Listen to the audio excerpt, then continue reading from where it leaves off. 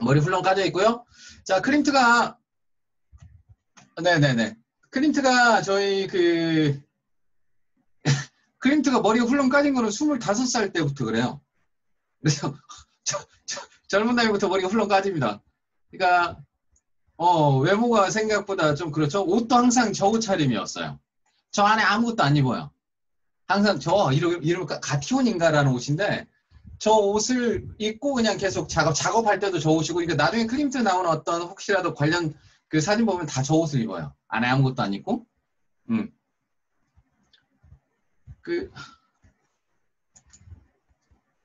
그리고 어떤 사람 같으세요? 이제 여기서는 마이크 좀 켜주세요. 어떤 사람 같으세요? 보시기에? 클림트? 외모적으로만 그냥 느껴지. 그러니까 키스 생각하지 말고. 아니 성직자 복장하고. 아, 아. 어떤 사람? 이 클림트 캐릭터를 알아야지 이걸 이해할 수. 동네 아저씨. 자연인 같아요. 응? 자연인. 애주가. 에? 애주가. 네. 아니요, 애주가는 아니요. 술을 안 마셨고. 저는 광고. 광고? 펜션 주인? 아저씨, 의사. 참고로 이게 클림트의 특징이 뭐냐면, 클림트와 관련된 클림트는 자서전도 없고요. 그리고 클림트는 살아생전에 언론이라든가 이런 인터뷰를 하면서 자기 얘기를 한 적이 없어요. 그래서 클림트 작품이라든가 클림트 생애에 대해서는 주변 사람들 이야기라든가 아니면은 그 작품을 통해서 이렇게 사람들이 추정하는 게 대부분이라고 보시면 돼요. 그래서 뭐랄까 이렇게 이 사람의 어떤 생애와 이 사람이 정말 왜 그랬다라는 거에 대해서는 대부분 다 가정과 추정이 많다라는 거. 왜냐면 한 번도 이 언론을 상대로 이렇게 그런 플레이를 한 적 없고, 이 흑백이라서 그런데 눈이 초록색이에요, 원래. 클림트는 눈이 초록색. 이제 느낌이 약간 다르겠죠. 눈이 초록색이고, 캐릭터가 별명이 있었어요. 별명이 장군이라는 별명이 있었어요. 장군. 리더. 왜 그런 남자들 있죠? 말은 많지 않은데 중점에 무슨 얘기를 했을 때 대단히 묵직하고 카리스마 넘치는. 그게 이제 클림트의 캐릭터였다고 보시면 돼요. 그래서 뭔 얘기를 했을 때 대단히 그 영향력이 이렇게 넘치는 그런 남자 캐릭터 있잖아요. 무슨 한마디를 해도. 누군가가 어떤 상황에 있으면 거기에 대한 조언을 해주고 그들을 또닥거리는 캐릭터. 그게 이제 클림트의 캐릭터예요. 그래서 약간은 우리가 키스만 봐서 이렇게 느꼈다는 그 예술가의 느낌하고는 좀 괴리감이 커요. 실제 캐릭터는. 그리고 이런 리더십하고 카리스마 넘치는 캐릭터였기 때문에 나중에 이따가 나올 어떤 하나의 새로운 뭐랄까, 미술 공동체를 얘가 이제 끄는 수장이 돼요. 나중에는. 이런 캐릭터를 갖고 있다는 거 알아두시면 되고, 그러니까 외모적으로 봤을 때 사람들이 뭐야 정말 저 이상한 동네 아저씨, 아까 말씀드린 펜션 주인 이런 느낌이긴 한데, 이런 캐릭터가 나중에 중요한 역할을 해요. 그러니까 이게 아마 초록색 눈까지만 나왔으면 많이 이게 아마 달랐을 것 같아요. 그리고 이 사람 이제 초창기의 그림, 클림트가 키스라는 거 너무 잘 알고 계시는데, 그런 그림 그리기 전에 얘가 다 그런 그림만 그린 게 아니라, 클림트가 원래는 이제 처음에 이런 그림 그렸어요. 안 넘어가네?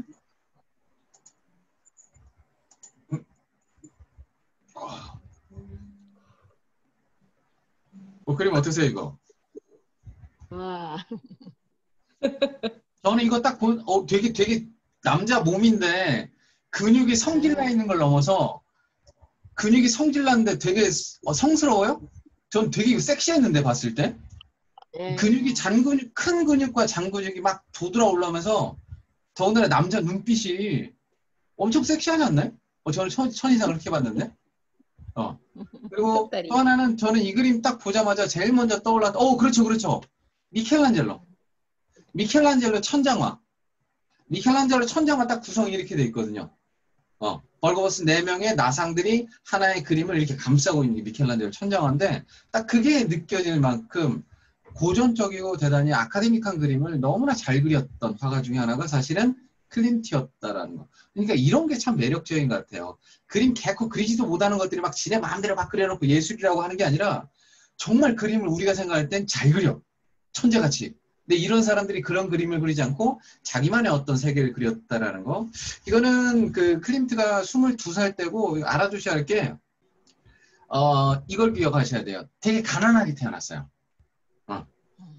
그래서 일찍부터 돈을 벌 수 있는 어떤 일을 했었고, 그래서 14살 때 미술응용학교라는 데 들어가요. 미술응용학교, 미술공예학교. 그러니까 실전에서 써먹을 수 있는 그런 학교겠죠. 근데 빈이라는 곳이, 오스트리아 빈이라는 곳이 그 당시에 여전히 과거의 영광에만 이렇게 얽매여 있었던, 어떻게 보면 지금 파리에서 막 인상파 빵빵 터지고 그럴 때도 여전히 고전적인 게 가장 아름답다고 취급했던 게 빈의 사회의 모습이었다고 보시면 돼요. 그래서 그가 배웠던 거는, 미술학교에서 배웠던 거는 이런 고전적인 그림, 데생을 하고 어떻게 하면 완벽한 전통적인 그림을 그리는 거를 엄청 많이 배웠고, 그거를 뛰어난 능력을 발휘했던 게 이제 클림트였는데, 클림트가 17살이 되던 해 회사를 차려요. 나와서. 그러니까 클림트가 성공할 수 있는 가장 큰 이유 중에 하나는 화가로서만 죽창 사는 게 아니라 사업체를 차려요. 그러니까 그 스튜디오라고 해야 하나?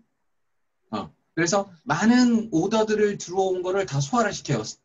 그래서 누구랑 짜냐면 자기랑 클림트랑 동생 에른스트라는 동생이 있고요. 프란츠 마치라는 당시에 또 다른 예술가, 이 세 명이서 그 예술가 컴퍼니라는 회사를 만들어서 그 오더를 엄청 많이 받아와요. 그래서 이제 부를 쌓고 그때부터 그 불 바탕으로 성공해가는데, 이걸 이해할 때 가장 중요한 단서가, 여러분 이걸 보셔야 돼요. 이거 어디냐면 이거 오스트리아 빈이에요. 오스트리아 빈. 오스트리아 빈 여행 되게 심플한 거 알고 계시죠? 자, 이렇게 노란색 띠 따라서 이렇게 움직이는 이게 링슈트라세라는 거거든요. 링슈트라세. 이게 빈 여행은 이 링슈트라세를 따라서 돌면 끝나요. 이게 한 5.2km 가량 되는데, 이것 따라서 모든 게 다 구비되어 있는 게 빈의 도시의 특징이라고 보시면 돼요. 빈의 도시. 폭도 상당히 넓은 도로인데, 이 도로를 따라서 트램이 오른쪽으로 돌고, 시계 방향으로 돌고, 시계 반대 방향으로 이렇게 돌거든요. 빈에 가면은. 그리고 그 트램만 타면은 중요한 거 다 봐요. 그러니까 빈에서는 아마 길을 잃을 리가 없을 거예요. 링슈트라테를 따라서 모든 게 그 안에 다 모여 있고, 그리고 길을 잃으면 여기 트램 타면 아무 데나 가면은 결국 그 자리에 다시 돌아오니까. 그래서 예를 들어서 링슈트라테를 따라서 이제 보이는 게 대표적인 건물이 오페라하우스 있고요. 여기서부터 보이시죠? 오페라하우스. 옆에는 합스부르크 궁전. 그리고 합스부르크 궁전 앞에 있는 게 빈 미술사 박물관. 그러니까 이 링슈트라스를 따라서 메인 건물들이 다 있어요.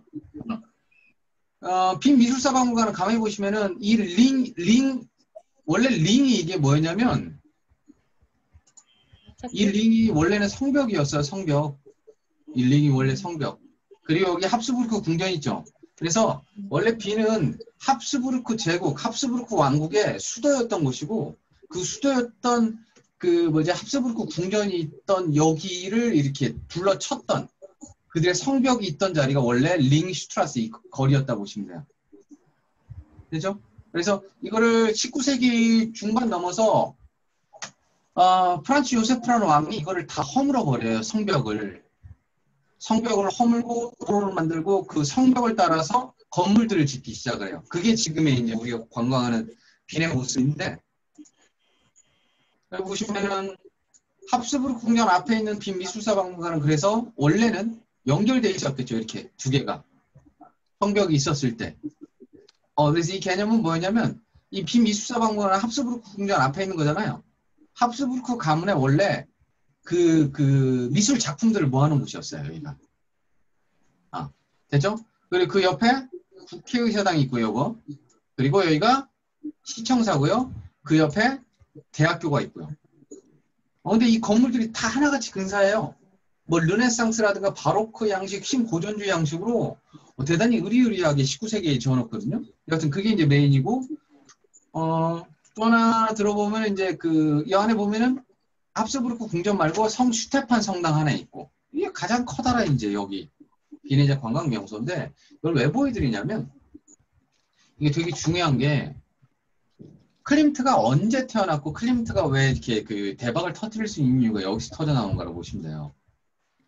제가 이거 링슈트라세를 무너뜨렸다 그랬잖아요. 무너뜨린 다음에 그 링슈트라세를 따라서 바로크 시대 건물, 뭐 로코크 시대 건물, 르네상스 시대 건물을 막 고전적인 건물을 엄청 지어놨는데, 문제는 시대는 지금 프랑스 같은 경우는 인상파 나왔고 막 근대 현대로 넘어가는 중인데, 얘네는 여전히 고전적인 그 예전 것을 답습했던 게 이제 오스트리아 빈의 특색이었다고 보시면 돼요. 물론 그 중심에는 합스부르크 가문, 합스부르크 왕국에서 무려 여기서 이제 그 프란츠 요세프라는 왕이 68년을 해먹어요. 내 아버지의 아버지 때부터 왕이었던 나라에서 태어나다 보니까 사람들도 영원히 이 제국과 왕이 이어질 거라고 믿었던 뭐 하여튼 뭐 그런 시대였다 보시면 돼요. 그러다 보니까 건물을 지을 때도 현대적 건물을 지는 게 아니라 300년 전의 스타일로 이제 건물을 주변에 싹 돌러 쳐서 져놨다는 거. 왜? 그게 이제 그들의 영광이니까. 제국의 영광을 지어나는 거니까. 문제는 여 안에 그런 예전 스타일로 짓다 보니까 안에 수없이 많은 내부 장식을 해야 하는 예술가를 필요로 하는 그런 시대에 맞춰서 클림트가 동생과 프란츠 마치라는 동료랑 같이 회사를 차린 거예요. 그래서 여기에 오더를 받고, 그러니까 쉽게 말해서 건축 붐이 일었을 때 그 건축 붐에 필요한 어떤 장식적인 거를 담당하기 위해서 회사를 차렸던 게 여튼 클림트의 당시의 상황이었고, 그리고 중요한 거는 그 고전적인 어떤 고전적인 예술을 했던 클림트 이전에 빈 사회를 지배했던 한스 마르커트라는 대단히 유명한 예술가가 사실은 이 모든 건축의 실내 인테리어와 장식을 이렇게 수집하고 다 독식하고 있었는데, 이 당시에 대단히 유명했던 한스 마르커트라는 이 예술가가 죽어버려요. 그러니까 얘가 맡고 있던 그 모든 것들이 공중에 다 떴고, 그때 이제 클림트랑 얘네가 들어가서 그걸 이렇게 수주를 받아가면서 재정적으로 그리고 성공의 발판을 맞는 그런 되게 복잡한 시기였다라고 생각하시면 돼요. 그래서 클림트 그림 중에서 하나 꼭 반드시 이제 사람들이 찾는 그림 중에 하나가 요거예요, 요거. 이것도 클림트 그림이에요. 이건 빈 역사박물관에 놓여지는 거고, 세로가 한 거의 1m가량 되는 거라고 보시면 돼요. 세로가 한 1m가량 되는 그림. 자, 여기 인간들 몇 명 나올까요? 세보세요, 지금. 여기 인간들 몇 명 있을까요? 여기에 들어간 인간들이 150명 들어가 있어요. 그리고, 구도가 재밌죠? 극장을 그려놨는데, 극장 무대를 그리는 게 아니라 어디 그렸어요? 무대에서 관중석을 바라보는 그림을 그렸죠. 왜 이런 그림을 그렸을까라는 거? 이유는 간단해요. 아까 보여드렸죠? 링슈트라세를 쌓아서 새로운 건물들을 막 짓기 시작한다고. 그래서 시청사 앞에 있었던 여기에 부르크 극장이에요. 극장. 오페라 같은 거 공연하는 극장. 근데 건물이 오래돼가지고 이걸 철거하고 새로운 극장을 지어야 돼. 됐죠? 이게 무슨 상황인지? 그래서 건물을 허물기 전에 이 건물이 오랜 세월 동안, 300년 동안 빈에서 가장 중요한 어떤 극장의 역할을 하다 보니까 허물기 전에 마지막 사진 촬영을 하는 거예요. 근데 사진보다는 뭐가 더 품격이 있어? 그림으로 그리는 게 훨씬 그들은 품격이 있다고 생각을 하는 거예요. 그러니까 이 빈의 오스트리아 빈에 사회적인 사람들의 어떤 사고라든가 당시의 흐름을 좀 이렇게 되게 고시할 필요가 있는 게 이런 거예요. 그래서 150명이 왔는데 어떤 사람이 왔냐면 빈에서 가장 저명한 인사들이 왔다고 보시면 돼요. 전문용어로 셀럽이라고 그러죠. 셀럽. 그래서 정치계부터 시작해서 예술계, 문학계, 여하튼 그런 최고의 그 인사들 150명이 왔고, 이 그림이 완성되기 전에 클림트한테 그렇게 많은 뒷돈이 들어와요. 왜? 최고의 여기에 많은 사람들 중에서 나를 어디에 그렸으면 좋겠어요? 중앙에. 그럼요. 제일 좋은 자리에 그릴 거 아니에요. 그래서 실제로도 가서 보면 알고 계시죠? 저희 같이 가서 알죠? 가장 비싼 자리가 어디예요? 로얄석이 앞쪽에 있는 게 로얄석이죠. 이거 올라가서 싸지는 거고. 여기도 비슷했어요. 어디에다가 그려주냐가 이 사람들의 어떤 자기의 어떤 사회적 지위와 신분을 알려주는 거기 때문에 좋은 자리를 찾아가기 위해서 클림트한테 그렇게 많은 물밑 공세를 했다라는 뒷이야기가 있을 만큼. 그리고 여기에, 그러니까 사실은 오스트리아 빈하면은, 보세요. 오스트리아 빈하면은 미술이 유명할까요? 아니면 음악이 유명할까요? 음악이요. 사실은 오스트리아는 음악이에요. 음악. 베토벤, 모차르트부터 시작해서 베토벤, 슈베르트, 브람스 쭉 가고 바그너, 그 전에 요한 스트라우스, 마지막 구스타프 말러까지 빈은 음악의 도시인데, 이때 이 그림을 그릴 당시에 그런 음악가도 여기 들어가 있어요. 제가 숙제 드릴 테니까 여기 브람스 들어가 있거든요.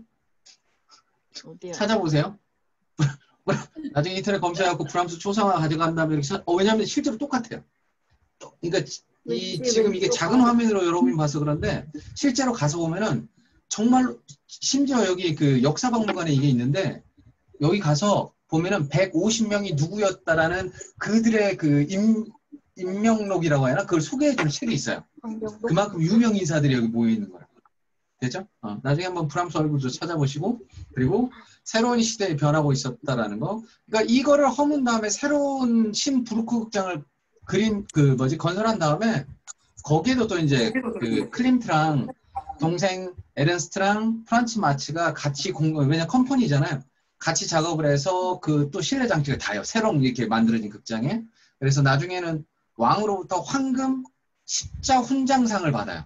그러니까 막 거의 뭐 우리나라로 따지면 이제 대통령이 그 정한 최고의 어떤 그 훈장을 받았던 게 당시 그들의 모습. 왜 이 말씀드리냐면 클림트의 초창기 그림은요 대부분 다 혼자 그린 게 없어요.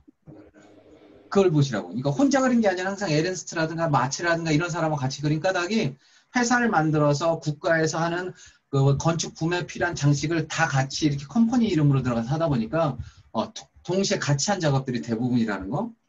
자, 방금 보여드린 게 부르크 극장 여기,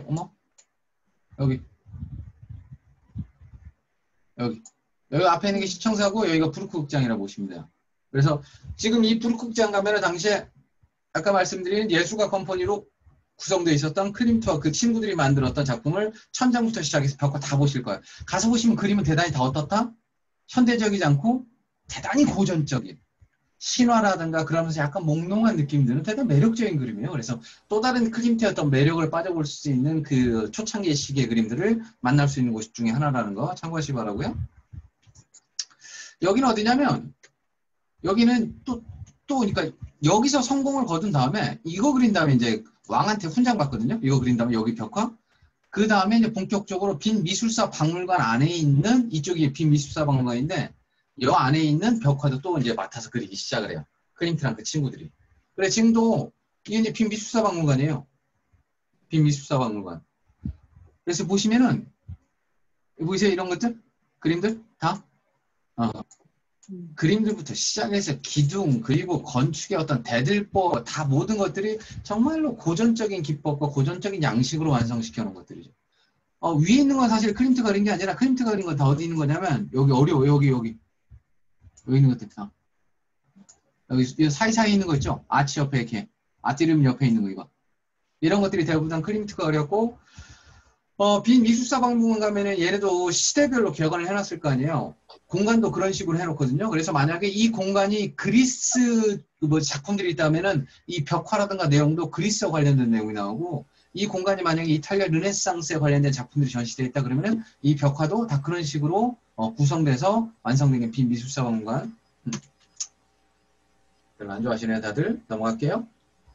이런 식으로 다 그려놨어요. 그러다 이제 클림트 그림이니까 우리가 알고 있는 클림트의 묘한 느낌이 나오기 시작하는 거는 아마 제 생각으로 이 그림부터 시작되는 것 같아요. 그림 이상하지 않나요? 이 밑에 보면은 보시면 보세요. 뭔가 대단히 그 연극 무대에 혹은 오페라 공연을 보는 듯한 남녀의 어떤 포즈와 제스처잖아요.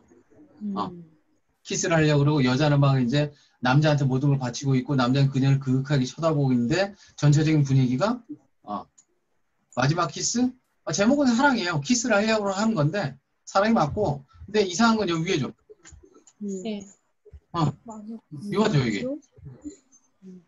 위에 이상하지 않아요? 어린아이, 젊은 여자 뒤에 막 할머니 같기도 하고 악마 같기도 하고 묘하죠 그림이.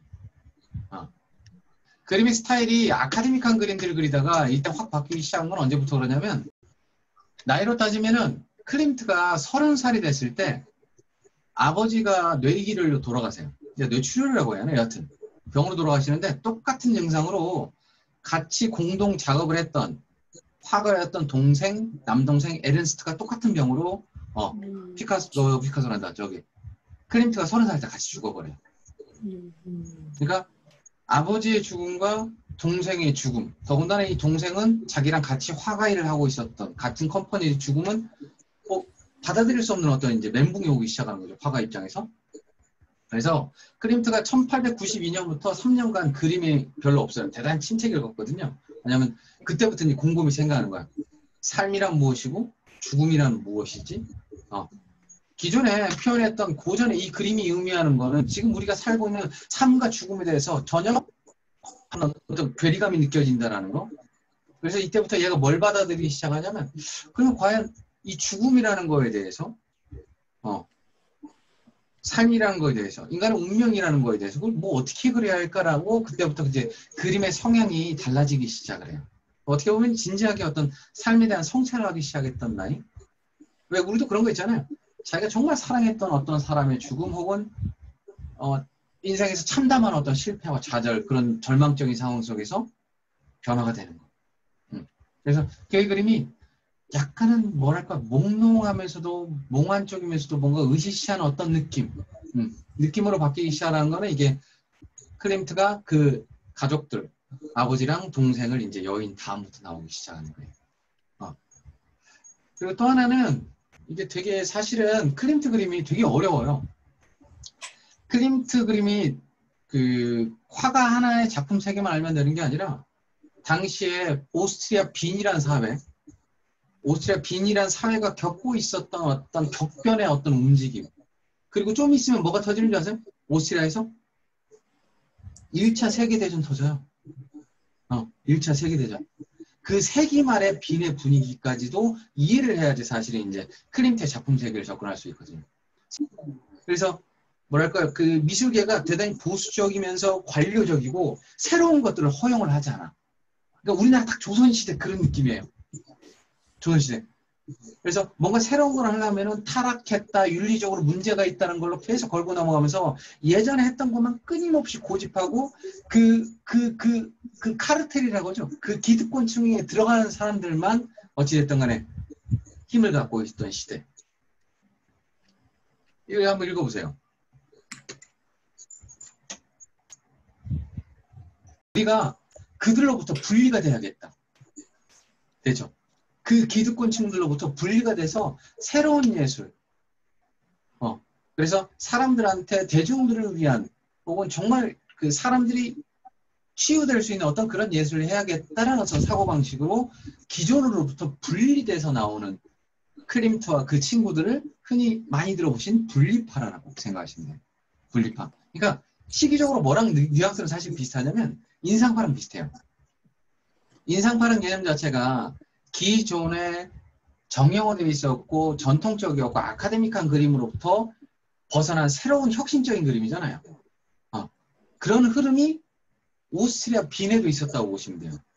차이가 있다면 그 흐름이 무려 대략 한 30년에서 한 세대 뒤에 터져나온 거긴 하지만 그 새로운 그림을 그리려고 했던 전통과 과거를 벗어나려고 했던 그런 세력을 분리파라고 했고 거기에서 이 젊은 예술가의 총수장을 누가 맡았다? 클림트가 맡아서 분리파의 수장으로서 빈 미술사의 나름의 현대 미술을 시작했다라고 보시면 돼요. 근데 문제는 그들이 새로운 미술을 만들고 새로운 그 그림을 사람들한테 보여주고 싶은데 기존에 전시회는 이런 그림들을 전시 못하게 할 거 아니에요. 왜냐하면 기존의 카르텔 세력들이 꽉 잡고 있으니까. 그럴 거 아니에요. 기득권층들이 다 잡고 있을 거 아니에요. 야, 이런 그림들 우리 못 받아. 그래서 자신들의 작품들을 전시하거나 새로운 미술을 소개해 줄 수 있는 그런 공간을 만들어야겠죠. 그게 제 뒤에 있는 이거예요. 제체시온이라는 건축물이에요. 제체시온. 그러니까 지금 우리한테 익숙한 갤러리라고 보시면 돼요. 현대적인 갤러리. 지붕에 금과 저것도 다 상징성이 있는 거예요. 근데 예전에 저거 보고 이제 금으로 된 양배추라고 욕 많이 먹긴 했는데 요걸 비교해서 보셔야 하는 게 이거 짓기 얼마 전에 아까 링슈트라테를 따라서 바로크식, 르네상스식 혹은 고딕 양식으로 수없이 많은 건축들을 지었잖아요. 고전의 특징은 뭐냐면 여기에 나오죠. 고전의 특징은 대단히 디테일하고 많은 장식이 들어가죠. 고전 건축의 특징이에요. 근데 보시면 어때요? 그 공태강님이 말씀하신 것처럼 대단히 단순하고 깔끔하죠. 직선과 수평 혹은 직사각형과 구, 기하학적인 그런 단순한 형태의 새로운 공간. 그들한테 새로운 시작과 도약을 알리는 아무것도 없는 그들만의 어떤 새로운 신전이라고 할까? 그런 개념으로 만들어진 게 이게 제체시온이라고 해서 오페라 그 극장에서 한 5분 거리밖에 떨어지진 않아 있어요. 이렇게 사실은 그 아까 링슈트라스에 다 나오진 않았는데 거기서 멀지 않은 거리에 존재하고 있는 게 여기 제체시온이라는 빈 분리파가 그들의 작품을 전시하기 위해서 정확하게 자신들의 작품이 아니고요. 이미 저쪽에서는 막 들썩들썩하면서 새로운 그림들이 되게 많이 나올 거 아니에요. 그래서 인상파 그림부터 시작을 해서 일본의 그림하고 새로운 현대적 그림들을 여기다 집어넣으면서 대중들한테 소개해주고 깨우치게 하고자 하는 어떤 그런 목적으로 만든 그림이라고 보시면 돼요. 이게 이제 그 분리파 전시회니까 보세요. 전시회 컨셉에 따라서 전시회가 한 번 있고 두 번 있고 세 번 있고 네 번 계속 생기겠죠. 이게 첫 번째 전시회 때 만들었던 얘네 포스터예요. 첫 번째 전시회 때 만들었던 포스터. 우리가 어떤 작품, 어떤 그 작품색을 가겠다라는 얼굴은 소고요. 네. 밑에는 사람이에요. 사람. 펜타고스. 이거 그리스 신화에 나오는 거죠. 얼굴은 소, 밑에는 사람. 되게 유명한 일화인데 이거? 이걸 뭐라 그래? 미노타우루스라고 그러죠. 미노타우루스. 예, 뭐 들어오셨을 거예요. 하여튼 뭐 위에는 소고 밑에는 그 사람이고 그 미노타우루스의 미궁에 빠졌는데 항상 거기에다가 여자를 바쳐야 했고 결국은 테세우스라는 애가 가갖고 그 뭘 때려잡았다 뭐 그런 내용이 있어요.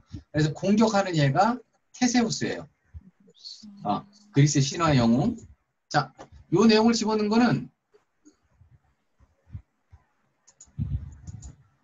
이제 자기들의 분리파 정신이에요. 이게 분리파 정신. 분리파 정신이 뭐냐면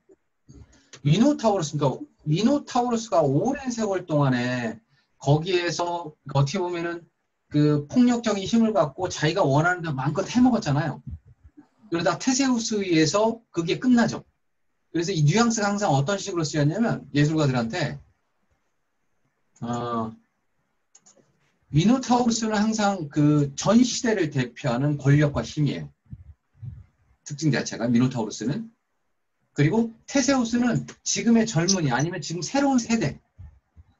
그래서 전 세대를 전복시키고 우리가 지금 새로운 미술과 새로운 예술을 열겠다는 그들의 의지를 이런 식으로 도상학적으로 표상으로 만든 게 이제 포스터라고 보시면 되고 이런 식으로 이제 그 자기네 메시지를 알려주는 거고 또 하나 이 여자는 누굴까요?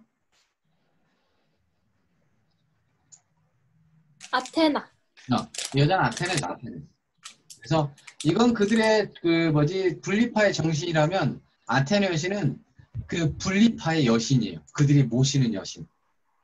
이해되시겠죠? 지혜의 여신, 승리의 여신에 해당되는 그래서 이 포스터를 통해서 분리파가 어떤 거라는 거를 대내외적으로 알리면서 제체시온을 만들어 놓고 거기서 그들이 새로운 미술과 새로운 예술에 대한 어떤 한 발짝을 나가고자 했다라는 거. 이게 보세요. 전통적이고 되게 오랜 세월 동안의 폐쇄적인 사회가 갖고 있는 특징이 뭐냐면 검열이 되게 많아요. 뭔가 새로운 걸 시도했을 때 그 어떤 식의 권력층이든 아니면 심지어 우리나라로 따지면 뭐 교육부든 아니면 여가부든 해서 검열이 되게 많아요. 이것도 검열에 걸려요. 그래서 이게 검열에 걸려서 이게 나름 그 뭐랄까 필터링 돼서 다시 포스터를 만들어야 했거든요. 보이세요? 차이? 색깔은 약간 이게 그 뭐냐 그것 때문에 모니터 때문에 나오는 거고요. 필터링 된 거 보이세요? 왜 된지 보이시죠? 뭐가 거슬렸던 거예요? 내용도 거슬렸지만은 야 이 테세우스 고추 나왔잖아 그래갖고 절묘하게 나무 이게 당시에 빈 사회였다고 보시면 돼요. 자 1회차 이렇게 해서 여러 가지 전시를 했는데 2회차에는 아예 대놓고 이걸로 좀 약했던 거예요. 그래서 대놓고 만들었던 2회차 포스터가 이거야. 하나가. 이거 재밌는데? 이거 누굴까요? 자 보세요. 자 투구 창 들고 있죠. 그리고 자세히 보면은 살짝 보이시나? 여기 부엉이 한 마리 있는 거? 지혜의 여신. 말씀드렸잖아요. 얘네 그 뭐지 분리파의 수호신이 아테나? 지혜의 여신이었다고. 아테네 여신이야, 아테네 여신. 그래서 아테네 여신의 키워드가 방패, 갑옷, 창이기도 하고요. 그리고 또 하나는 올빼미, 24시간 깨어있는 지혜. 그리고 혹시 아테네 여신의 키워드가 그거 아세요? 승리의 여신 니케, 승리의 여신을 상징하는 어떤 그 여신을 항상 손에 이렇게 들고 다니거든요. 이게 뒤에 있는 게 이게 국회의사당이에요. 아까 링슈트라세라고 제가 말씀드렸죠. 링슈트라세의 국회의사당을 만들었다라는 거. 근데 국회의사당을 만들었는데 언뜻 보면 뭐처럼 만들어놨어요? 얘는 거의 신전처럼 만들어놨죠. 신전. 그래서 계속 고전적인 어떤 양식으로 그 당시에 건물을 다 지었다라는 건데 그 앞에 놓여 있는 게 이게 그 지혜의 여신이에요. 읽히면 안 되나? 박대가? 사진 그지 같네. 지혜의 여신. 그죠? 창, 투구, 갑옷. 근데 여기 잘 화질이 안 깨끗하네. 여기 보시면 이 손에 들고 있는 게 또 하나의 어떤 여신상 조각상을 들고 있거든요. 손에. 그게 그 지혜의 여신의 또 다른 상징 중에 하나인 승리의 여신을 항상 손에 이렇게 들고 다녀요. 되죠? 이게 하나의 도상이라고 보시면 돼요. 원래 예전부터 써왔던. 맞아요. 장클님이 말씀하신 대로 가운데 보시면 가운데 메롱하고 있잖아요. 메롱. 가운데 메롱하고 있는 거 보이세요, 이거? 네. 의도적인 거죠? 가운데 메롱하고 있는 거는 누구냐면은 저거예요. 그 지혜의 여신 같은 경우는 항상 방패 메두사 얼굴이 있거든요. 그 메두사 얼굴이 여기다 지금 이렇게 갖다 놓은 거라고 보시면 돼요. 그래서 메두사 얼굴에서 메두사가 지금 혓바닥을 하면서 실제로 메롱을 하고 있어요. 누굴 약 올리는 걸까, 이건? 네.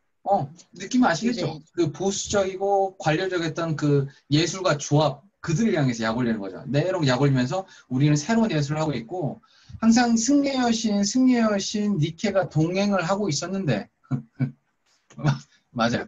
니들이 어쩔 건데, 뭐 그런 구세력을 향해서 하는 건데, 옆에 보시면, 이거 화질이 안 깨끗하구나, 생각보다. 손에 들고 있는 거 보이시죠? 원래는 여기에 뭐가 있어야 하냐면 승리의 여신이 있어야 돼요. 항상 저런 식으로 승리의 여신을 동행하기 때문에 손에 넣고. 근데 승리의 여신 대신에 딱 봐도 승리의 여신처럼은 안 보이죠. 뭐가 보이세요? 그냥 여자의 누드가 보이죠. 네. 그냥 누드가 아니라 어떤 누드예요? 보통 누드 할 때 뭐라 그래요? 여성의 음모를 그리진 않거든요. 근데 이 여자의 머리 색깔이 나는 풍성한 음모가 있는 팔 벌리고 있는 여자를 여기다 딱 그리는 거죠. 이해되시겠죠? 그래서 기존의 전통적으로 여성에 대한 세상의 어떤 시선과 선입견으로부터 클림트가 여성을 해방시키는 역할로 항상 여성들의 육체의 어떤 관능미를 많이 갖다 쓰거든요. 근데 이렇게 해놨는데 클림트가 요거 사람들이 이 여자가 잘 안 보인다고 생각했나 봐요. 그래서 이거 내자마자 다시 한번 그렸던 그림이 이거예요. 이게 벌거벗은 진실이라는 뜻이에요. 벌거벗은 진실. 벌거벗은 진실, 벌거벗은 누드. 그러니까 누다 베리타는 진실의 누드라는 뜻이고, 잘 나와야 할 텐데. 묘하죠, 느낌? 어때요, 이런 여자? 저 사실 이제 여기서부터 물어봐야겠다. 어때요? 아름답다는 생각이 안 들어요. 아름답다는 생각이 안 드세요? 눈에 초점이 없어서 무섭기도 하고. 그렇죠. 귀신 들린. 또 어떤 느낌이 드세요? 하체 비만. 하체 비만? 아니에요. 서양에서 이 정도는 하체 비만 아니죠. 진짜 서양 가면 가관이잖아요. 이게 하체가. 이 정도는 훌륭한 건데. 곡선이. 아니 상체에 비해서 하체가. 하체에 비해서. 이게 이제 여러분이 아시는 게 그 전에 여성들을 어떻게 그림 속에 묘사를 했냐를 꼭 생각해 보셔야 돼요. 근데 여기 있는 여자는 방금 말씀하신 것처럼 으시시하고 뭐가 좀 이렇게 눈 풀린 것 같기도 하고 입도 벌려져 있고. 이렇게 그동안 흔히 뭐랄까 머리에 꽃도 꽂았어요. 네, 그러네. 머리에 꽃도 꽂았죠. 전문용어는 광야라고 하는데. 그래서 그전에는 어떤 그 여신에 가까운 아름다운 모습을 만들려고 노력했다면 이거는 이제 이때 이런 단어가 나오기 시작을 해요. 판무파탈이라고. 판무파탈. 여성이 갖고 있는 관능성과 저 매력으로 언제든 남자한테 위협이 돼서 남자를 어떻게 할 수 있다라는 어떤 그 새로운 개념이 여자한테 이제 탑재되기 시작을 하는 거죠. 그 일조를 했던 게 클림트 역할이야. 미용실 데려가고 싶으세요? 그 역할. 그래서 그 전에 어떻게 보면 도발이죠. 소선풍이 같기도 하고요. 여성이 보통 그리지 않거나 놔두는데 의도적으로 여성의 음모를 그리면서 사람들한테 뭐랄까 도발적이고 대단히 선정적인 그림으로 만들면서 고전적이고 이상적인 아름다움에 대한 어떤 하나의 선전포고이기도 해요. 재밌는 건 여기에 글자에 연락이 써놨잖아요. 기존에 했던 니네들의 비유를 다 맞으려고 더 이상 그림을 그리지 않겠다. 예술가가 소신 있게 그 예술가가 표현하고 싶은 그림을 그리겠다라는 하나의 그대 분리파의 선언문 같은 어떤 그런 그림을 이렇게 요구를 하고 싶습니다. 팬이 손 들었네요. 왜? 아, 쌤. 네. 여기 그림에 저기 머리 그 위에 상반신 바깥쪽에 약간 이게 네이비 같은 이런 기호 있잖아요. 아지랑이 같은. 네. 여기요? 네네네. 네. 이게 지금까지 안 보이던 이런 게 좀 클림트에 뭔가 표현하려고 한 부분인가?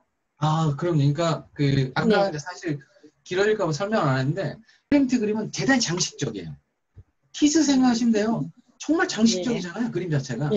클림트 그림의 특징이에요. 그래서 그 장식 무늬를 통해서 혹은 그 장식하려는 그 데코레이션의 재질과 색깔과 어떤 빛나는 어떤 걸 통해서 자기가 표현하고 싶었던 예술미를 표현하려는 게 클림트의 특징.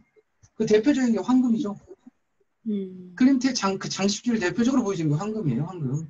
황금을 달아서 황금으로 최대한 장식적인 걸 보여주는 거고 상징주의는 이런 거예요. 이 여자. 당치 알 수 없죠. 봤을 때 도대체 뭐지라는 느낌 들죠. 명확하지 않죠. 확실하지 않죠. 이게 상징주의예요.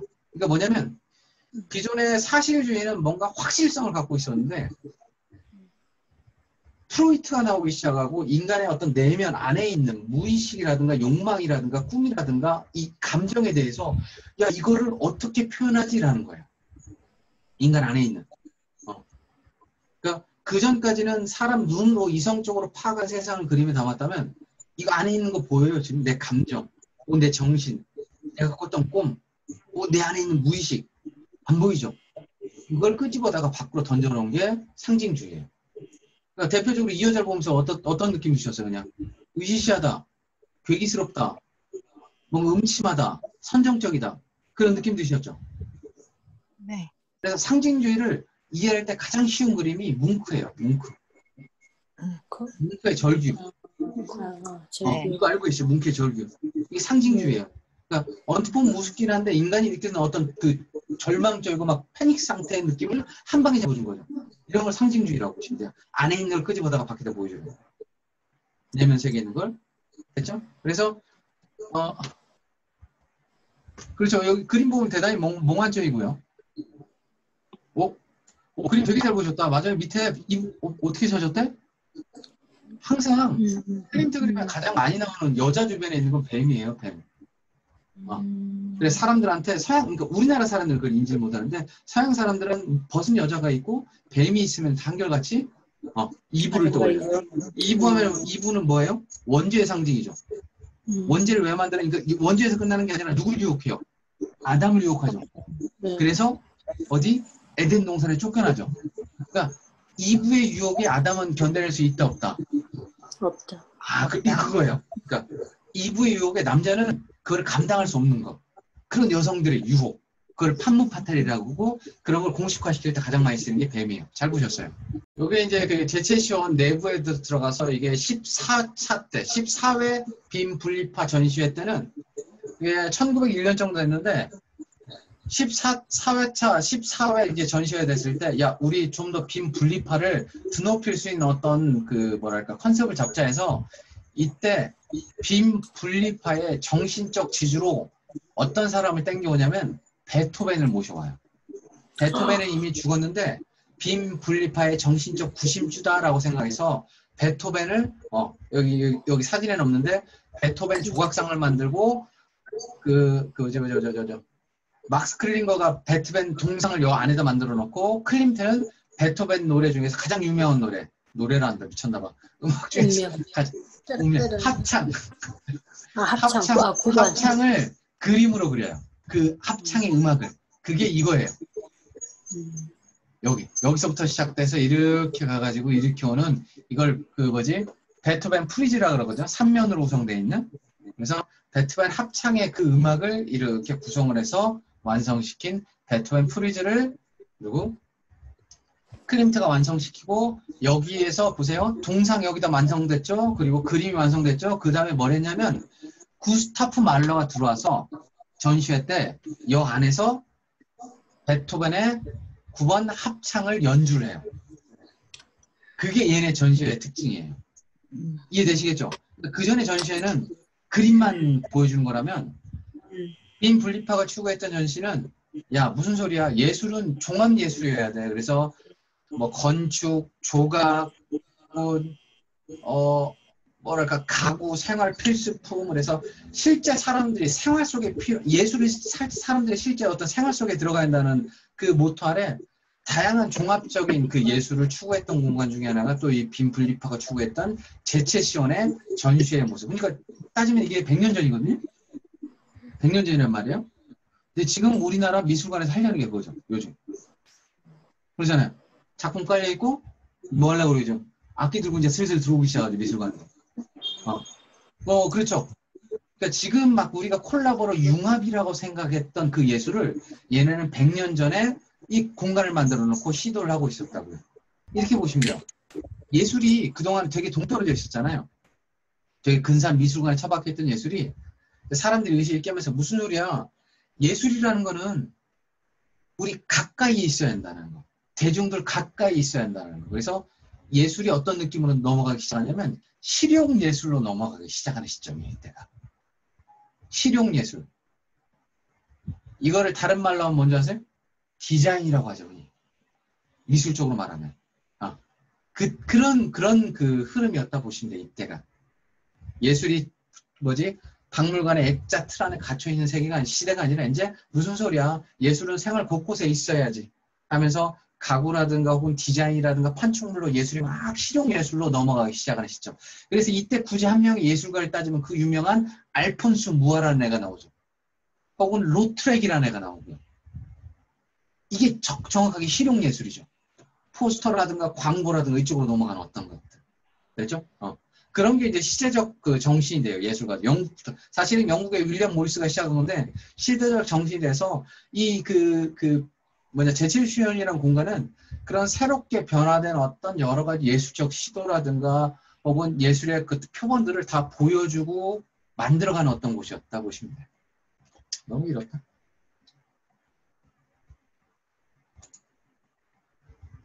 모르셔도 돼요. 이게 여기에는 그러니까 정확히 말씀드리면 사실은 어렵죠, 좀. 이 어렵죠. 클림트 작품이라 해서 기대를 하고 많이 오셨는데 좀 어렵다는 생각 들지 않으세요? 이 어려운 까닭이 왜 그러냐면 클림트 이 시대 분리파 예술은 제가 정확히 말씀드리는데 엘리트적인 요소가 되게 세요. 무슨 얘기냐면 예술가들이 새로운 시대를 열어서 무지몽매한 민중들이나 대중들을 우리가 끌고 가야 한다는 그런 사고방식이 있어요. 대단히 엘리트 정신이에요.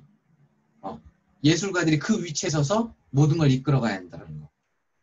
그러다 보니까 대단히 어려울 수밖에 없는 엘리트적인 요소가 강하게 들어가 있다 보니까 당시 시대상이라든가 변화되는 뭐 미술의 사조 혹은 어떤 그런 융합들을 다 알아야 하다 보니까 어려울 수밖에 없는 게 사실은 클림트의 그 시대적 배경이었고 클림트의 빈 분리파 갖고 있는 특징이었다고 보시면 되고요. 그래서 결국 그러니까 그렇죠. 잘난 척이라는 것보다는 그러니까 너무나 고리타분했던 그 전통적인 예술로부터 탈피를 하고 싶었던 거예요.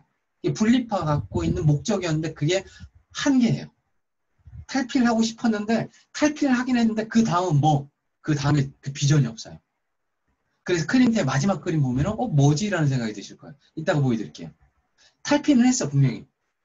새로운 그림에서 나오긴 했는데 어디로 가지? 뭘 가지? 어떻게 하지? 그 비전까지는 가지를 못하고 1차 세계대전을 맞이해요. 그래서 중간에 붕 떠버리는 예술이 클림트가 추구했던 장식주의와 상징주의의 특징이에요. 그대로 연결 안 돼요. 클림트 작품은. 그래서 클림트가 재조명된 거는 최근에 들어서예요. 1998년인가? 저기 뉴욕의 모마 미술관에서 빈의 모더니즘이라는 전시회를 해요. 그때 클림트가 알려져요. 68년이구나. 죄송해요. 1968년에. 가운데 봐도 뭔가 이렇게 답답하게 칠해져 있고 여기 고릴라 한 마리 보이시죠? 가운데. 이 양옆은 텅텅 비어있죠? 쉽게 말씀드릴게요. 텅텅 비어있는 깨끗한 데는 좋은 거, 양옆은. 그리고 이거는 그걸 가로막고 있는 안 좋은 세력들. 그래서 그들이 어떤 예술에 대한 희망찬 열망과 염원을 갖고 그걸 이끌어주는 어떤 구세주라고 해야 하나? 예술의 구세주? 그가 나타나길 바라는 염원. 근데 그걸 막고 있는 저지한 세력.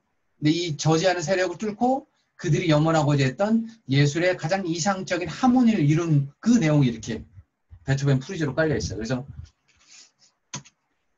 이거는 아까 이쪽에 있던 첫 번째, 여기 제 이쪽에 있는 이거는 행복을 열망하는 어떤 사람들. 근데 행복을 열망하는데 누가 나타나줘야 돼요? 이거 여기 이제 대표 행복을 열망하는데 이 열망하는 사람들한테 이런 사람이 나와야 된다니까. 절대자라고 하죠, 흔히. 절대자. 이런 사람들. 황금색 옷을 입은 이런 사람들이 나와줘야 돼. 왜? 우리 일반 사람들은 그걸 해낼 수 없으니까. 됐죠? 그런 내용이 담겨 있는 거고, 행복에 대한 열망을 갖고 있는데, 문제는 이 고통받고 나약한 인류가 이런 어떤 그 적대한 안 좋은 세력들에 의해서 막혀 있는 거예요. 됐죠?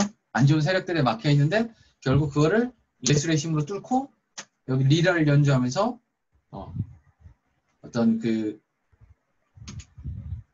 예술의 왕국에 들어가서 여기 보시면 여기 포옹하고 있는 거 보이시죠? 여기. 이거 너무 어려운 내용이구나. 여기 보이시죠? 남녀가 포옹하고 있는. 그래서 사랑과 그 어떤 기쁨을 나누는 순간으로 이제 마무리를 지어요. 그러니까 이거 말하고자 하는 메시지가 뭐냐면 나약한 인류한테 결국 인류를 행복과 기쁨과 사랑으로 만들어줄 수 있는 유일한 거는 뭐밖에 없다? 예술을 통해서만 그게 이루어질 수 있다라는 그런 메시지예요.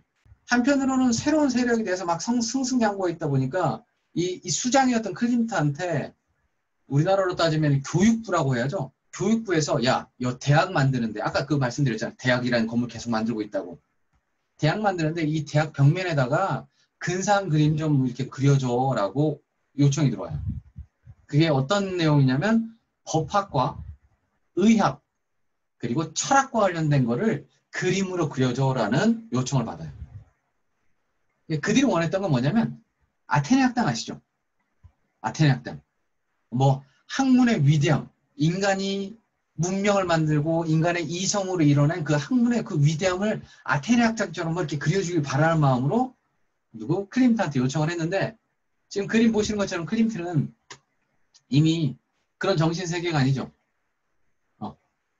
그래서 그때 클림트가 지가 꼴리는 대로 그림 그려주고 그 그림을 보고 87명의 대학 교수들이 다 일어나가지고 이 그림은 절대 신성한 대학의 벽화를 그릴 수 없다라고 해서 뒤집어버리는 사건이 나와요.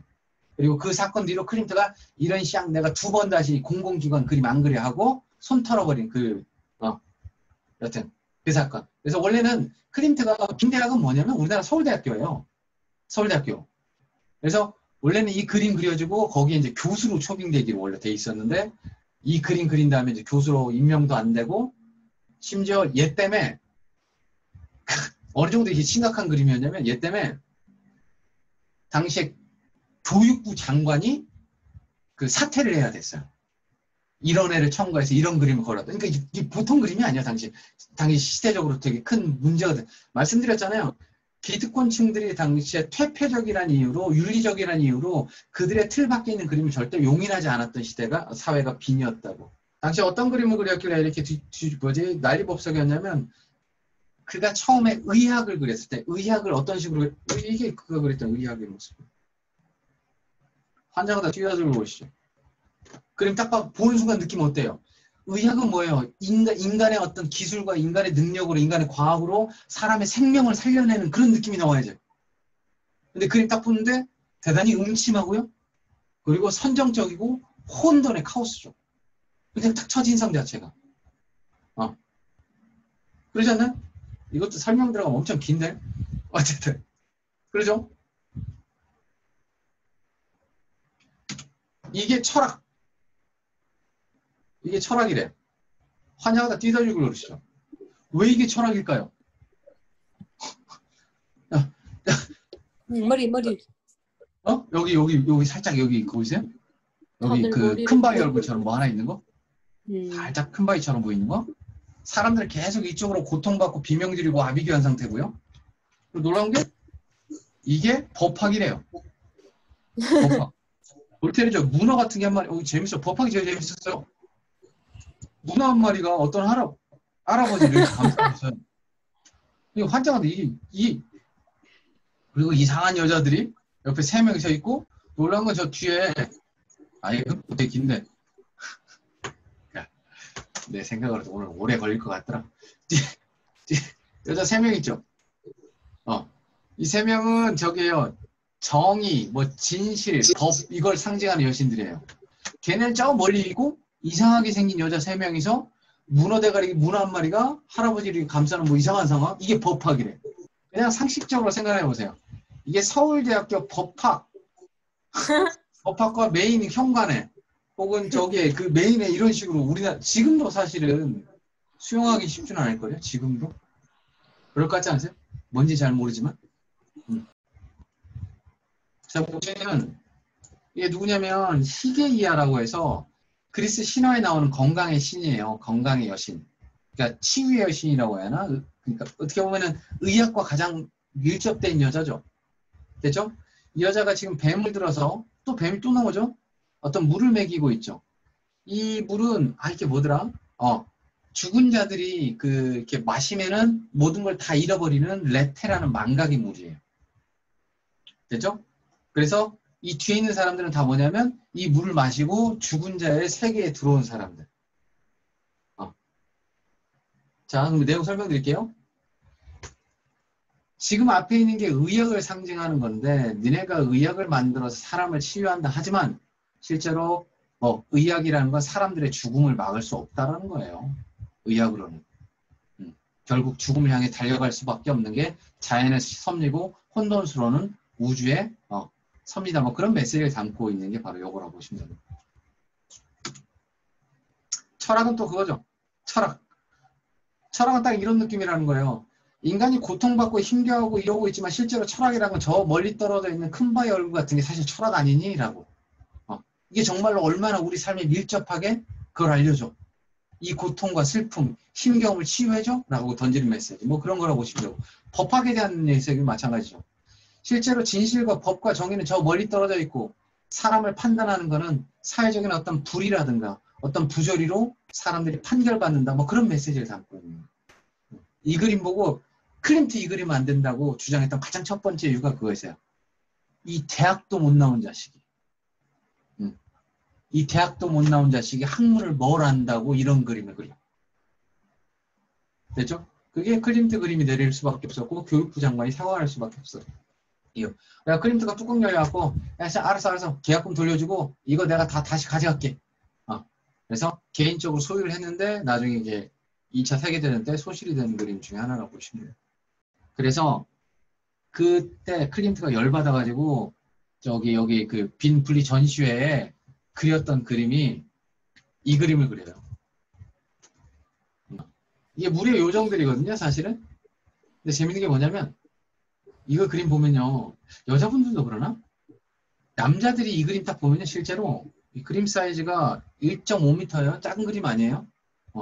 남자들이 이 그림 보면 시선 다 어디 갈 것 같아요? 남자들이 이 그림 보면 100% 우리 여자 엉덩이한테 가요. 남자들이 보면. 클림트가 던지는 메시지가 이거예요.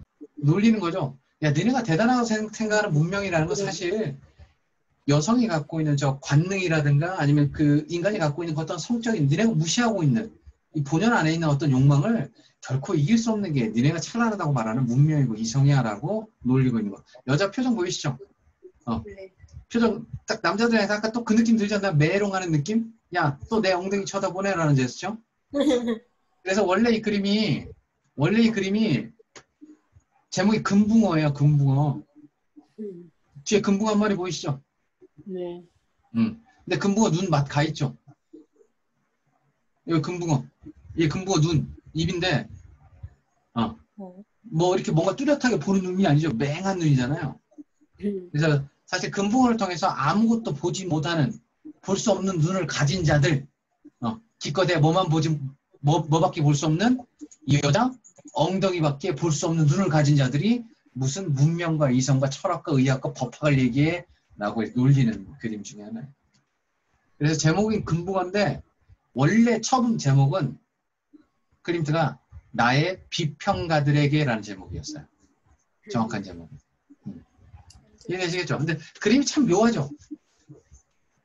클림트 그림책에 나오는 게 여성들이 그동안 우리가 알고 있었던 정형화되어 있는 여성들이 절대 아니에요.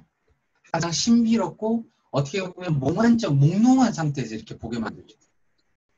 당연히 여기는 공간이 어디겠어요? 이 공간 자체가. 물 아니죠? 물 안. 금붕어가 있는 곳이니까. 그래서 안에 있는 물의 요정들이고요.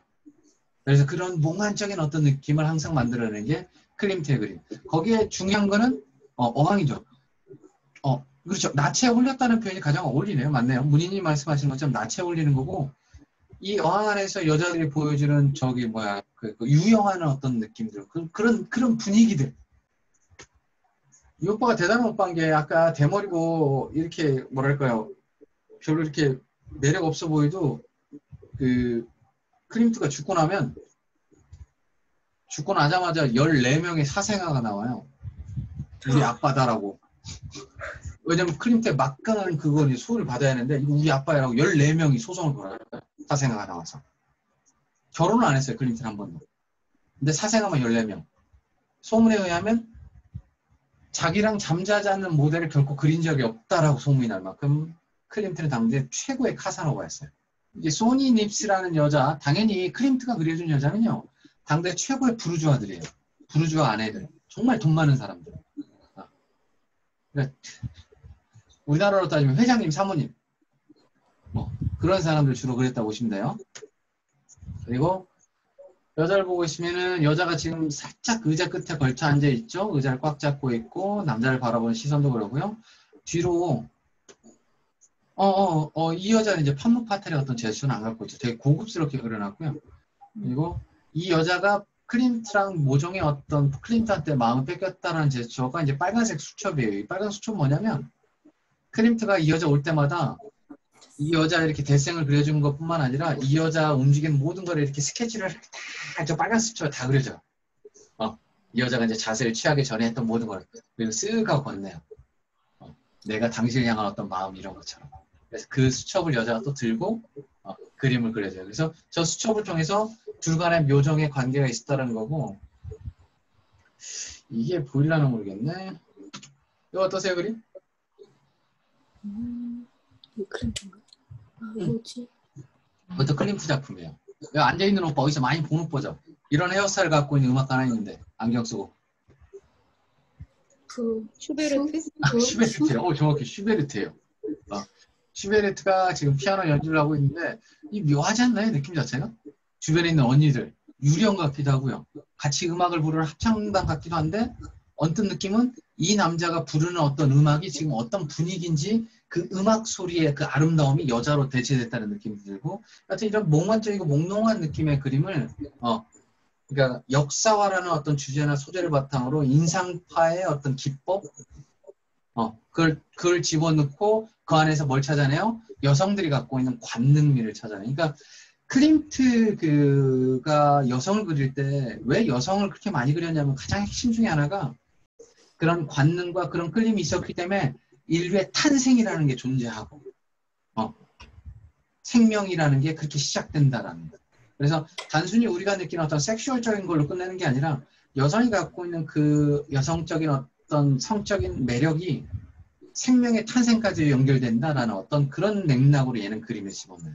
그러니까 그 전까지는 뉘앙스가 뭐였냐면 화가들의 뉘앙스는 여성을 성적인 대상으로 이렇게 남자들의 어떤 시각적인 즐거움을 대상으로 이렇게 했다면 클림트 같은 경우는 그런 그 여성들이 갖고 있는 관능성이라든가 아니면 성적인 매력이 그 어떤 것보다 압도적이고 위대하다는 어떤 그 기준점을 갖고 있어요.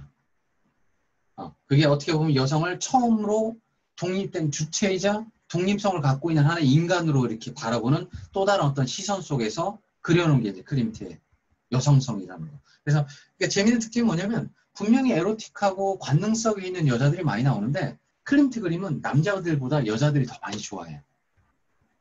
그게 클림트 그림이 갖고 있는 어떤 세계관이라고 보시면 돼요. 그러니까 그 전까지는 여성들이 갖고 있는 성적인 어떤 섹슈얼리티를 남자들이 이렇게 눈으로 관음증으로 소비하는 것으로 끝났다면 클림트는 거기서 멈추지 않고 그 여성들이 갖고 있는 관능성과 성적인 에너지야말로 이 세상을 전복시킬 수 있는 혹은 이 세상을 만들어낸 가장 근원적인 힘이다라고 주장하는 게 클림트가 그림에 담는 관능성이에요.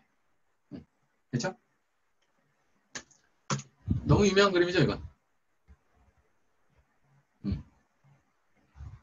블루델 바우어, 저기 우먼 인 골드라는 영화 안 보셨나요?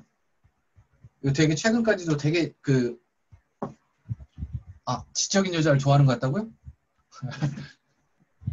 클림트에 두 가지 시선이 있어요. 지적인 여자도 있고요. 정확히 보셨어요. 두 개의 시선. 그러니까 미리 말씀드리면 클림트는 육체적인 사랑과 정신적인 사랑이 괴리감이 되게 큰 애예요. 그래서 철저하게 클림트가 여자를 대하는 세계관은 두 개로 나눠져요. 성적인 대상과 플라토닉한 대상, 지적인 대상으로 나눠진다고 보시면 돼요.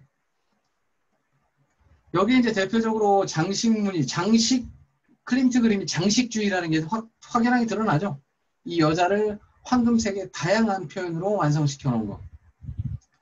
이거 실제로 금박을 얇게 펴가지고 다양한 무늬를 만드는 거거든요. 그러니까 이게 가능했던 게 클림트 아버지가 금은 세공사였어요. 그래서 금박 다루는 기술이 클림트가 어린 시절부터 되게 뛰어난 어떤 기술력을 갖고 있었다고 보시면 되고요. 여보세요? 여기서는 어떤 여자 같으세요? 이 그림 보면서 어떤 느낌 드세요, 이 여자? 너무 튄데? 잘라야겠다. 어떤 느낌 드세요, 이 여자?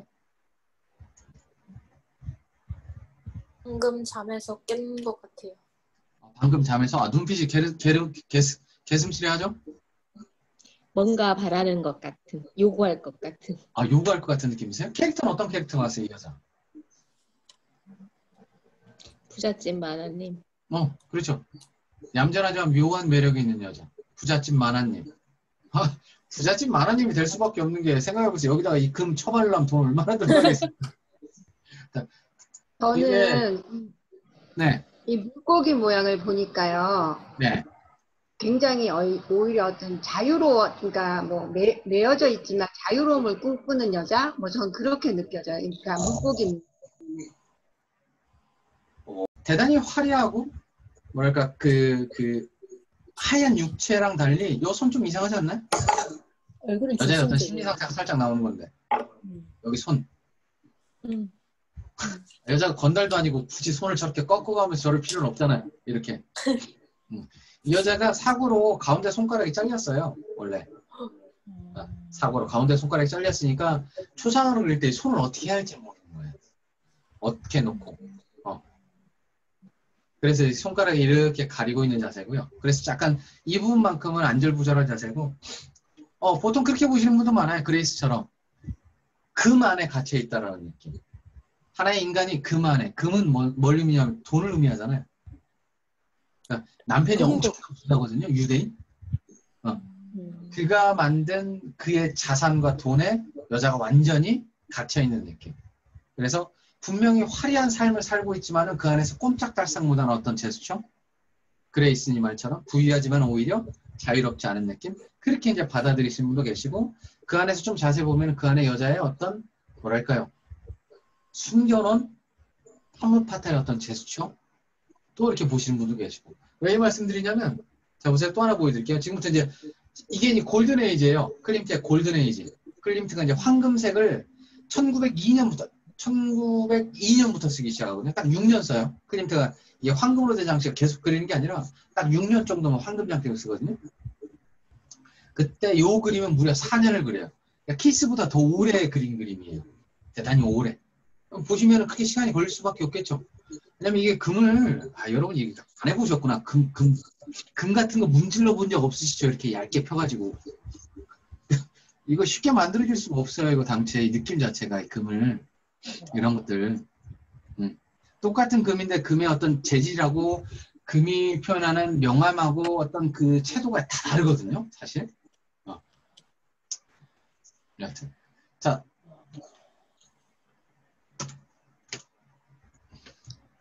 어떤 여자 같으세요? 여기 나오는 여자. 아까 그 여자. 대단히 섹시하죠? 대단히 관능적이지 않나요? 아, 표정 압권 아닌가요, 표정? 약간 턱을 들고. 입 살짝 벌리고 눈 한쪽 싹 감으면서 뭔가를 지금 잔뜩 느끼거나 졸린 것 같으세요? 죄송한데 이거 이런 표현 써도 되나? 여기 나온 통계에 이 표정이 어떻게 소개되냐면요. 침대에서 남자들이 가장 보고 싶어하는 여자의 얼굴이에요. 표정. 잠자리 중에 남자들이 가장 바라는 여성의 가장 이상적인 표정. 연습해 두세요, 다들. 어떤 여자가 황홀경이라든가 어떤 절정에 도달했을 때 지을 수 있는 자연스러운 표정이라고 하거든요, 이게. 근데 재밌는 건 황금색으로 뭔가 배경을 갖고 있는데 황금색으로 된 또 이렇게 실크 같은 게 스스로 입고 있는데 이 여자 왜 이러고 있나 봤더니 여기 자세히 보면 뭐가 있어요, 여기에? 남자 대가리 있죠. 무서워. 색깔이 어때요? 시커멓죠? 그러면 그냥 오빠 자고 있는 머리를 대는 게 아니라 자른 머리를 들고 있다는 거죠. 이거 되게 이상해지죠, 내용 자체는. 개기스러워. 이 유디트라는 게 원래는 유디트가 뭐냐면 저거예요. 그 성경 속에서 가장 많이 다뤄지는 여자 얘기거든요. 과부가 적장의 막사에 들어가가지고 적장의 목을 따버려요. 따기 전에 잠자리를 해요. 남자를 꼬셔갖고 적장을. 그래서 그 적장이 다음날 이스라엘 민족을 쳐들어와야 하는데 이 여자한테 수급을 잘린 다음에 이 수급을 예루살렘 성벽에 걸어놨더니 다음날 눈뜬 그 아시리아 대군들이 막사에 들어갔더니 장군이 머리만 잘려 있는 거예요. 옷은 다 벗겨져 있고. 이거 황당하죠. 그래서 이제 이스라엘 민족들이 믿는 그 하나님이라는 분이 와서 잘라버렸구나. 겁먹고 이 대군이 다 도망가는 그런 어떤 성경 외경에 나오는 얘기를 그림 속에 많이 그려요. 그래서 여자가 남자 머리 자르는 장면으로 가끔 이제 많이 소개되는 게 유디트라는 내용인데 여기는 여전사, 여장부의 느낌은 없죠. 기존에 보여줬던 그 보통 많이 다른 여장부의 느낌은 없죠. 보는 순간 딱 들어가는 거 하나밖에 없죠. 여자 표정이 나오는 게 딱 그거 아닌가? 퇴폐적인 아름다움? 퇴폐미라고 하나? 뭔가 그런 느낌? 그러지 않으세요? 너 나한테 죽는다. 그렇죠? 딱 그런 얘기 하는 거 있잖아요. 너도 나한테 한번 죽어볼래? 이 남자처럼? 근데 이 남자가 어떻게 죽었어요? 이 여자랑 어떤 육체적인 아니요. 머리를 자르겠는데 왜 그 자르는 데까지 왔냐고. 이 여자의 어떤 성적인 끌림, 저 매력을 거부를 못하는 거죠. 마치 그러니까 사마귀처럼. 그 거부를 그 성적인 끌림을 거부 못해서 결국 이 여자랑 사랑을 나누면 결국 어떻게 된다? 생명을 앗아간다. 네. 방금 문희님 말씀하신 너 나한테 죽고 싶지 않아? 그런 표정을 갖고 너도 나한테 이런 식으로 이래지겠죠. 그러니까 기존에 세상이 갖고 있던 빈 사회가 갖고 있던 전형적인 여성관이 클림트를 통해서 새롭게 다시 이제 조명이 되는 거죠. 여성이 갖고 있는 그 무시무시함, 그 여성이 갖고 있는 그 매력은 단순히 성적으로 남자가 끌리거나 성적인 어떤 관음의 대상 정도가 아니라 남자를 파멸시킬 수 있을 만큼 죽음으로 몰고 갈 수 있을 만큼 강력한 힘을 갖고 있는 게 바로 여성이 갖고 있는 관능성이고 그런 거란 얘기도 하나가 있고요. 또 하나는 뭐가 있냐면 여기서 드디어 얘기를 하고 있는 거예요. 여자가 느끼고 있죠. 그 전까지 누구도 얘기하지 않았던 여성도 성욕이라는 게 있고 여성도 성욕이 있고 욕망을 가지고 있다라는 거예요. 그리고 그녀들이 가지고 있는 욕망이 더럽거나 혹은 지저분하거나 불결한 게 아니라 뭘로 칠해져 있어요? 다 황금색으로 칠해져 있죠. 그녀들이 지금 가지고 있는 그런 성적인 욕망은 대단히 아름답고 눈부시고 그리고 치명적이다. 이런 내용을 갖고 있는 거죠. 참고로 또 하나 알려드릴까 이거? 보통 딴 데는 안 나오는데 이건 책에서 찾은 게 아니라 제가 찾은 건데 자 이거 앉아서 그렸을까요? 누워서 그렸을까요? 모델이. 예, 여성주의자였어요. 클림트. 놀랍게도. 모델이 지금 앉아서 그린 것 같으세요? 누워서 그린 것 같으세요? 포즈가. 모델 누워 있죠. 클림트가 저 포즈를 어디서 봤을 것 같아요? 위에서? 그렇죠. 짐작되시죠? 어떤 상황인지. 그러니까 자기랑 육체적인 사랑을 나누는 어떤 그런 여자의 표정에 그거를 이제 그림에 담은 게 요건데 재밌는 게 뭐냐면 이 여자가 누구냐면요. 모델이 이 여자예요. 아까 그 여자. 아, 같은 여자예요. 같은 거 있어. 이해되세요?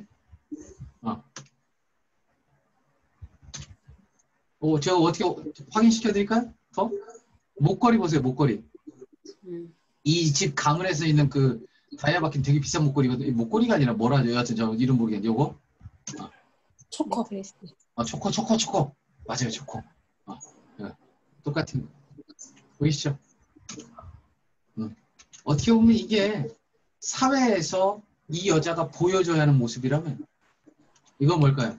이 여자 실제 안에 들어가 있는 그 안에서 꿈틀대는 그 여성의 진짜의 아까 말씀드렸죠?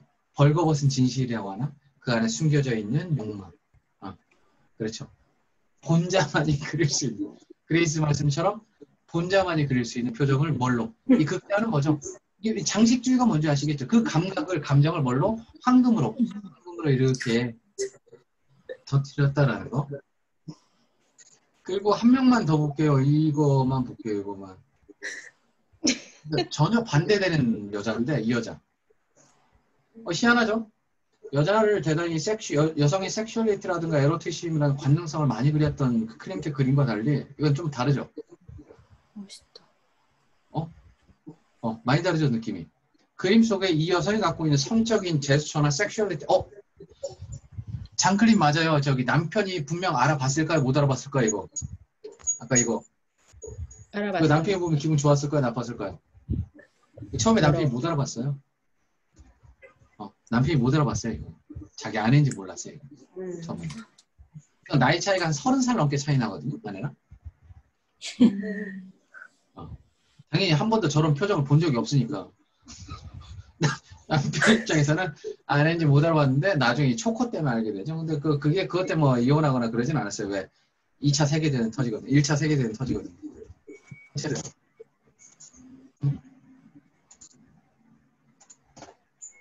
전혀 다른 느낌이죠. 어때 여기는 어떤 남자의 어떤 남녀 간의 어떤 성적인 제스처가 다 사라졌죠. 색도 다르죠. 색이 어때요? 푸른 계통이죠.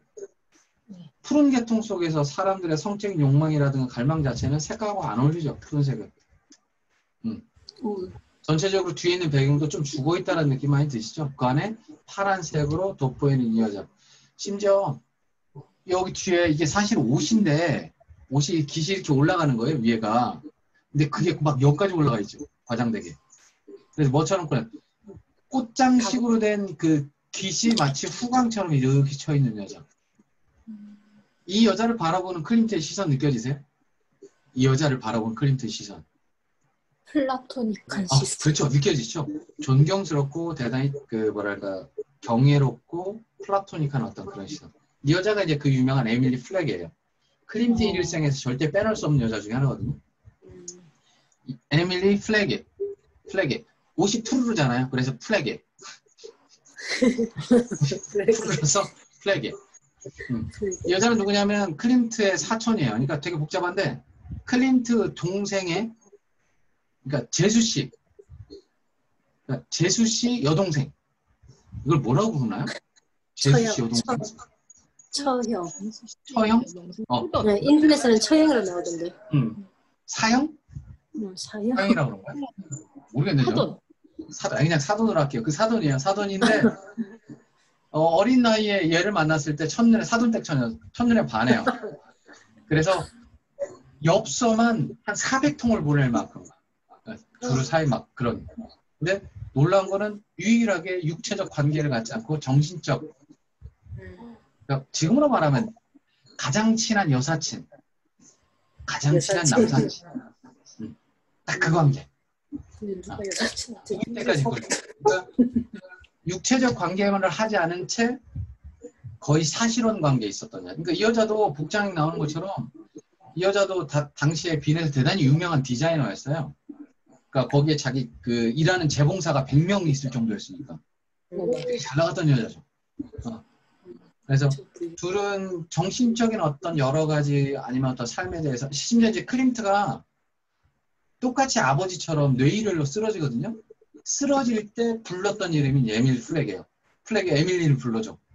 그러니까 그런 관계. 그래서 결국 클림트가 죽은 다음에 클림트의 모든 재산을 이 여자가 그 14명의 사생아 중에서 누가 진짜 14명의 진짜 클림트 아들이냐 이 여자가 다 찾아갖고 클림트의 자산을 다 나눠주고 막 그렇게 모든 거 마지막 관리했던 여자. 이게 에밀 플렉이에요. 됐죠? 그래서 그림 속에 나타난 게 나오잖아요. 되게 총결인 눈빛이라든가 가늘고 긴 손가락, 어떤 이 여자가 되게 고급스럽고 함부로 육체적으로 탐하지, 시선으로도 탐하지 않는 어떤 클림트. 그래서 이 그림 이제 클림트 그림 중에 이 그림 많이 알고 계시는데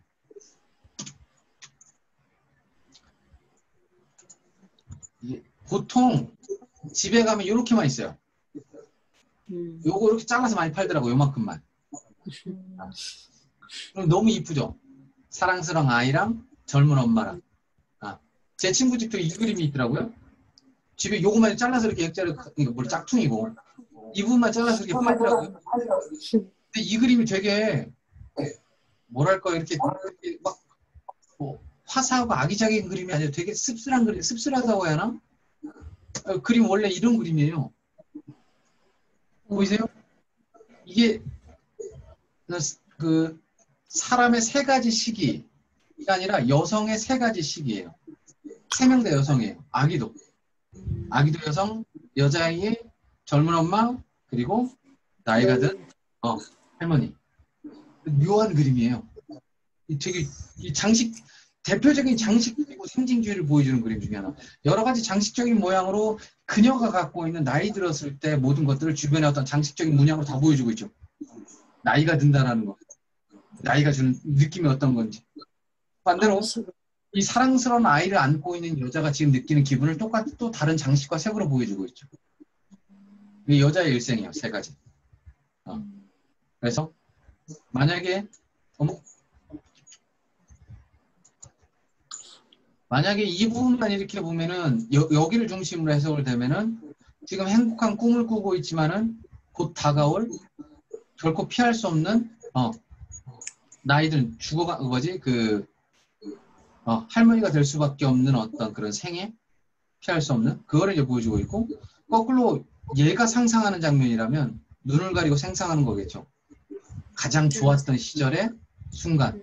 그래서 이걸 보면 저는 아직도 잊혀지지 않는 게 이거 보면서 그런 말씀 하시더라고요. 이 지금 아이의 머리 냄새가 난다라는 느낌. 아기를 안고 있을 때 느껴지는 그 살 냄새랑 머리 냄새를 지금 이 여자가 맡고 있을 것 같은데 라는 느낌이 듭니다. 그죠? 그러니까 클림트가 이거 보여드리는 건 클림트 그림 중에 더럽게 야사시하고 적나라한 것도 사실 있어요. 스케치로는. 네. 확실한 거는 그 여성을 어떤 성적인 관람의 대상으로 소비한 게 아니라 여성이라는 하나의 어떤 지금까지 다뤄지지 않았던 그 여성의 삶에 대해서 그리고 여성이 갖고 있는 생명의 탄생이라든가 그 경이로움 그게 이제 밑바탕에 깔려서 나오는 게 클림트가 추구했던 에로티시즘의 근간이라고. 그러니까 단순히 야한데 이거 훅 땡긴데가 끝나는 게 아니라 그 끌림 자체는 사실은 인류의 문명 따위도 사실 이게 없었으면 존재하지 않을 만큼 이게 사실은 더 중요하고 강력한 거고 그걸 가지고 있는 여성이 더 어떻게 보면 더 위대하다라는 게 작품 속에 깔려있는 정서가 사실은 클림트 에로티시즘이라는 거죠. 그래서 대표적으로 보여주는 그림이 이런 거겠죠. 여성의 어떤 삶과 생애에 대해서. 근데 이 모델이 누구처럼 보이세요? 사각턱. 맞아요. 목에. 이해되시겠죠? 딱 느낌 자체. 그래서 철저하게 얘가 갖고 있는 여성의 세계관은 성녀 아니면은 그래서 판무파탈 이 두 개의 갈라진 어떤 세계관을 갖고 있었던 게 클림트의 어떤 정신 세계였다라는 거. 그래서 우리 언니 플래그를 만날 때 얘가 많이 그렸던 건 뭐냐면 놀랍게도 풍경은 엄청 많아요. 클림트 작품이 한 200점밖에 되지 않거든요. 클림트 작품 중에서 한 40점이 풍경화예요. 클림트 풍경화 많아요. 클림트 작품이에요. 어때요 이거? 응? 여기도 클림트 풍경화고요. 여기도 클림트 풍경화예요. 클린트 풍경화 되게 이뻐요. 클린트 풍경화 특징이 뭐냐면 보고 있으면 분명히 인상파처럼 눈에 보이는 걸 그렸는데 눈에 보이는 현실 세계인데 이거 환상의 세계가 아닌가라는 어떤 그런 묘한 경계에 있어요. 클린트 풍경화는. 그리고 또 하나 특징은 클린트 풍경화는 항상 꽉 차 있어요. 꽉 차 있어요. 여백이 없어요. 심지어 뭐가 없냐면 하늘이 거의 없어요. 꽉 차 있는 느낌. 그리고 또 하나 특징 뭔지 아세요? 색채 되게 좋죠? 인상파를 통해서 배우긴 했는데 빛의 순간순간에 변하는 걸 담은 건 아니에요, 얘는. 마치 그냥 차라리 쉐라와 비슷해요. 색에 대한, 색점에 대한 어떤 실험이 더 가까울 거고. 정사각형인 까닭은 그림 보면은 조금은 답답하다는 느낌도 들지 않으세요? 아름답긴 한데? 네. 너무 꽉 차요. 그렇죠. 너무 꽉 찼죠. 저는 사실 네. 크림텍 풍경화 별로 개인적으로 그렇게 막 안 땡기는 게, 얘 풍경화의 특징이 뭐냐면 눈으로 본 걸 그린 게 아니고요. 저기 오페라 보러 가면 이거 망원 이거 있죠 하나. 망원 보면은 망원 렌즈가 아니라 이렇게 보면은 그 눈으로 보는 그 위치가 딱 사각형으로 돼 있어요. 그러니까 크림트는 이 풍경을 그릴 때 나가가지고 이렇게 그걸로 보고 이 사각형 틀 안에 있는 그 딱 뭐랄까요 망원에 들어오는 그거를 딱 잡아서 그리는 거예요. 그러다 보니까 여 안에 풍경이 가득 들어가 있고 꽉 차고 터질 것 같은 그러면서 현실감 좀 떨어지는 그런 느낌의 풍경화를 자아내는 게 크림트의 풍경화의 특징이고 크림트의 풍경화는 크림트가 팔려고 그린 그림들이 아니에요. 이건 다. 그냥 아까 에밀리 플레게랑 같이 이런 데로 휴양을 나와가지고 가장 편안한 마음으로 자기 자신을 위해서 그렸던 걸 팔려고 그린 그림이 아닌 게 클림트의 풍경화. 그래서 클림트의 풍경화에는 뭐가 많이 들어가 있냐면 클림트의 어떤 내면 세계가 대단히 많이 반영되어 있어요. 놀랍게도 어떤 감정 상태 혹은 어떤 그의 그 기분 같은 것들이 많이 투영되어 있는 게 클림트의 풍경화라는 것. 왜 이 두 개를 보여드리냐면 그래야지 이게 이해가 되세요. 이게 완성이 돼요. 다 황금색으로 되어 있잖아요. 황금색이라는 건 아까 말씀드린 것처럼 영원성도 있지만 한편으로는 사람들이 가장 좋아하는 어떤 시각적인 매력을 갖고 있는 거죠. 그래서 황금색에는 그런 대중성도 포함되어 있는 건데 밑에 꽃밭 보이시죠? 네.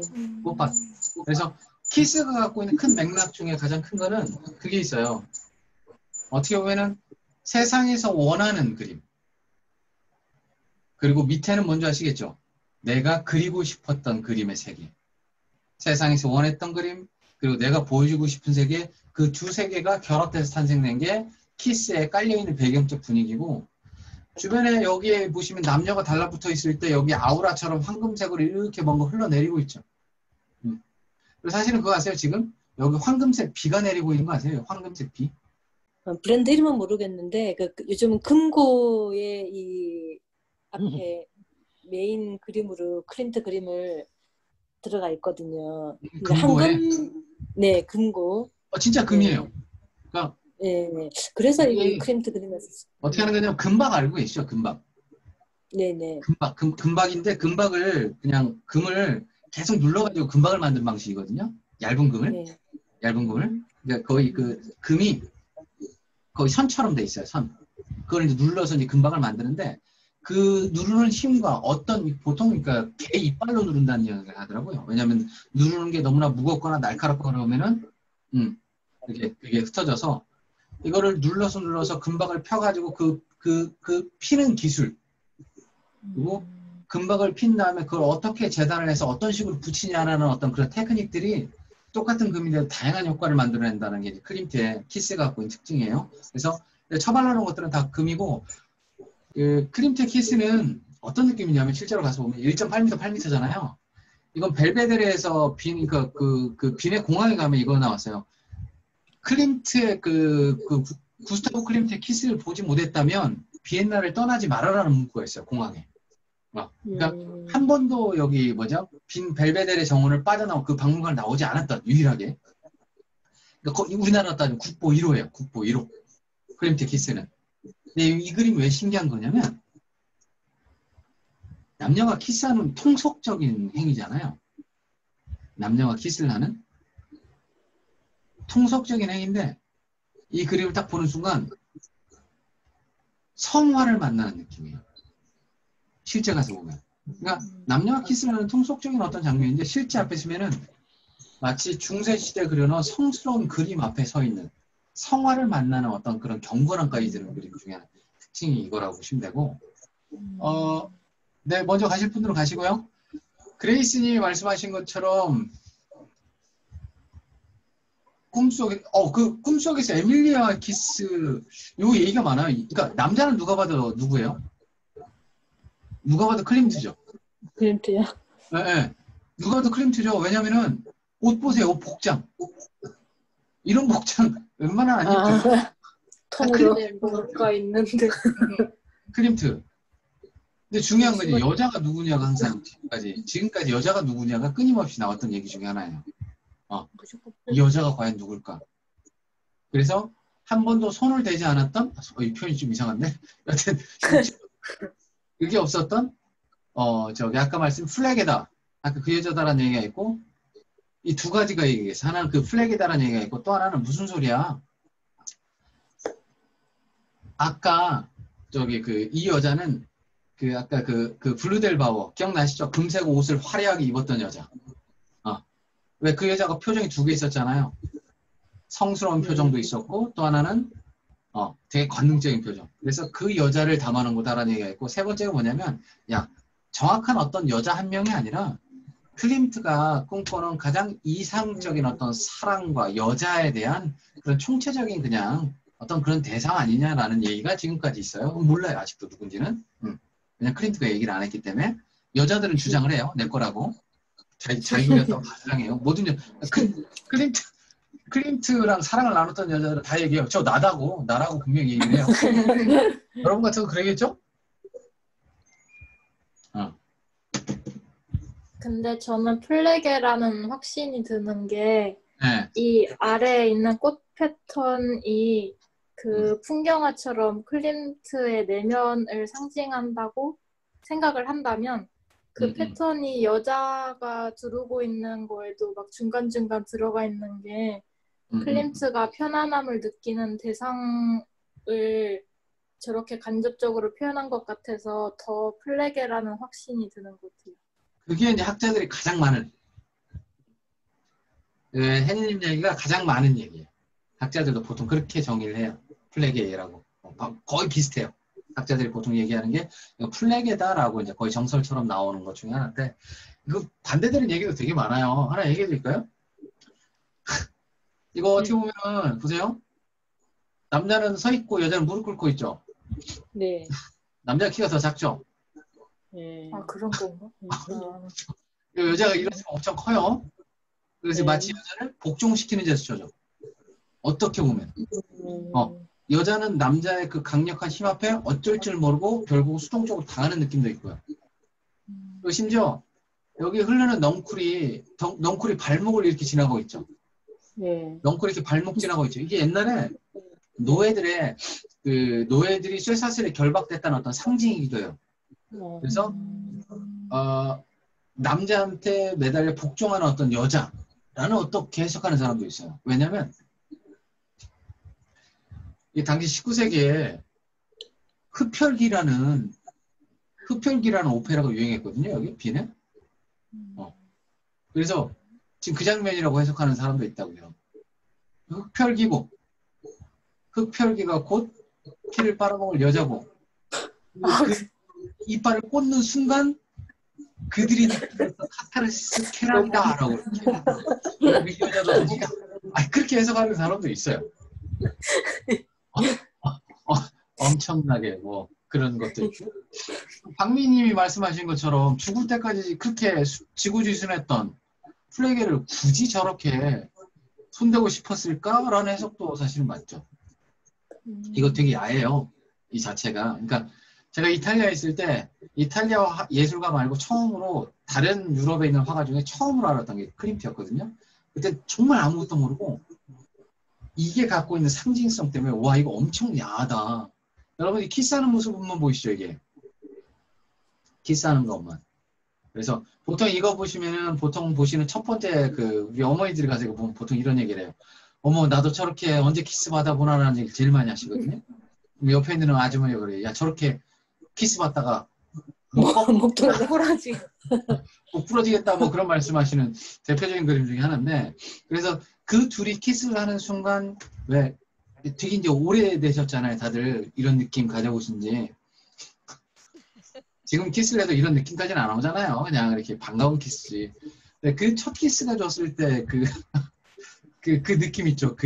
막 머리에 종 울리고 그 느낌을 그 감촉의 느낌을 이 황금색 아우라만큼 어떻게 다 설명하겠냐 이거예요.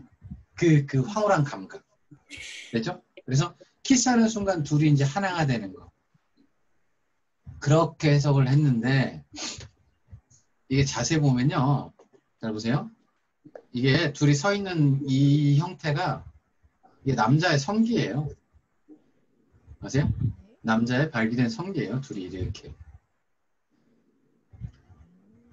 이해되시죠? 그리고 지금 이게 여성 안에 들어가 있는 상황이고요. 여성 안에 들어가 있는데 어떤 순간이에요? 마지막 절정을 맞이하는 순간이에요. 그래서 사정이 일어나서 사정한 것들이 밖으로 이게 실제로 다산을 상징하는 식물이거든요. 밖으로 쏟아지고 있는 게 이 외부적인 갖고 있는 상징. 그래서 사실 저는 이 그림이 좋았어요. 처음에. 더럽게 야하다. 더럽게 야한데 야한 게 하나도 안 집어넣는데 보고 있는 순간에 오우 세상에. 그러니까 어떻게 보면 키스하는 느낌과 남녀가 성행을 하면서 느꼈던 그 성적인 그 하나된 결합 그 어떤 쾌감을 마치 이렇게 하나로 이렇게 모아놓은 궁금한 거 있어요?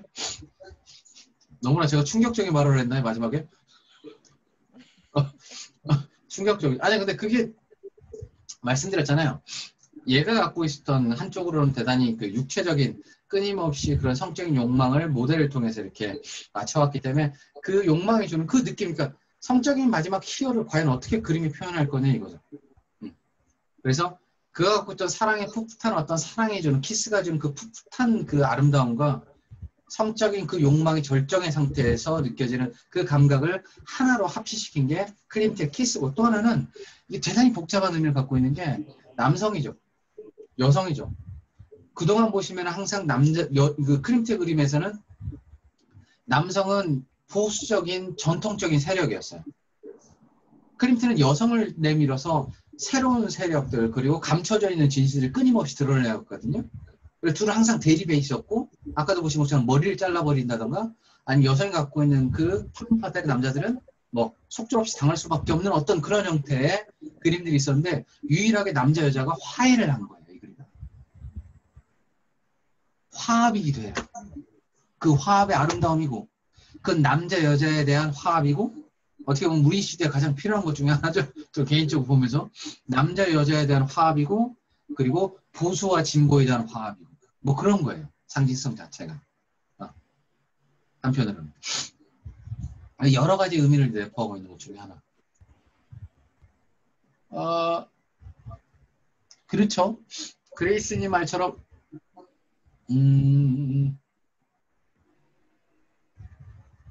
되게 둘이 그러니까 지금 이 둘의 관계는요. 둘의 관계는 지금도 정확히 뭔지 몰라요. 왜냐면은 플레게가 클림트한테 받은 400여 통의 엽서를 클림트가 죽고 난 다음에 둘 간의 개인적인 이야기라고 그걸 다 태워버려요.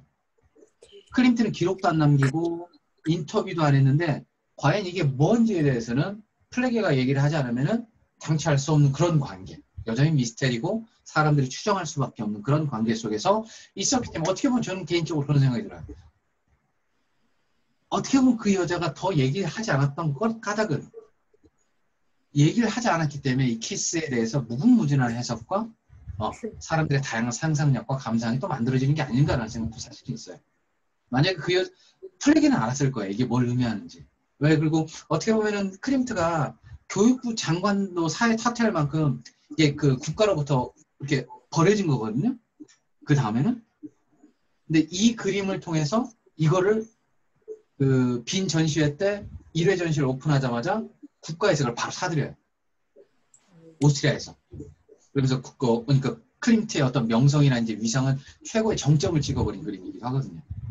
그렇다면 이제 플레게가 알았을 거 아니에요, 이게. 누굴 그렸다라는 거. 그 여자는. 왜냐면 내적인 얘기를 많이 하니까. 한편으로는 그것도 있는 것 같아요. 의도적으로 누군지를 밝히지 않음으로써 이 그림을 보는 모든 사람들이 어떻게 보면은 서로 자기가 꿈꾸는 어떤 대상에 여자는 남자는 여자를 갖다 놓고 그 키스에 빠지는 상상에 들어가는 혹은 그런 황홀경이나 어떤 즐거움을 빠지게 만들어주는 그런 역할을 하지 않았을까라는 제 개인적인 생각은. 여튼 근데 이거 하나만 보여드릴게요. 왜 이제 그 클림트가 이게 정점이고 이제 꼬라박아요. 클림트가 왜 그러냐면 분명히 빈 분리파라는 걸 만들어갖고 새로운 어떤 시도를 했는데 본인보다 더 독한 놈들이 나와요. 젊은 애들. 첫 번째 하나가 오스카 코코슈카. 이런 그림을 그리는 거예요. 그러니까 이런 이거 완전히 이거 그리는 애가 나오고 이 오스카 코코슈카예요. 그리고 여러분 너무 잘 알고 있는 누구? 에곤 실레가 나와요. 이게 클림트가 좌절하는 가장 큰 이유 중에 하나예요.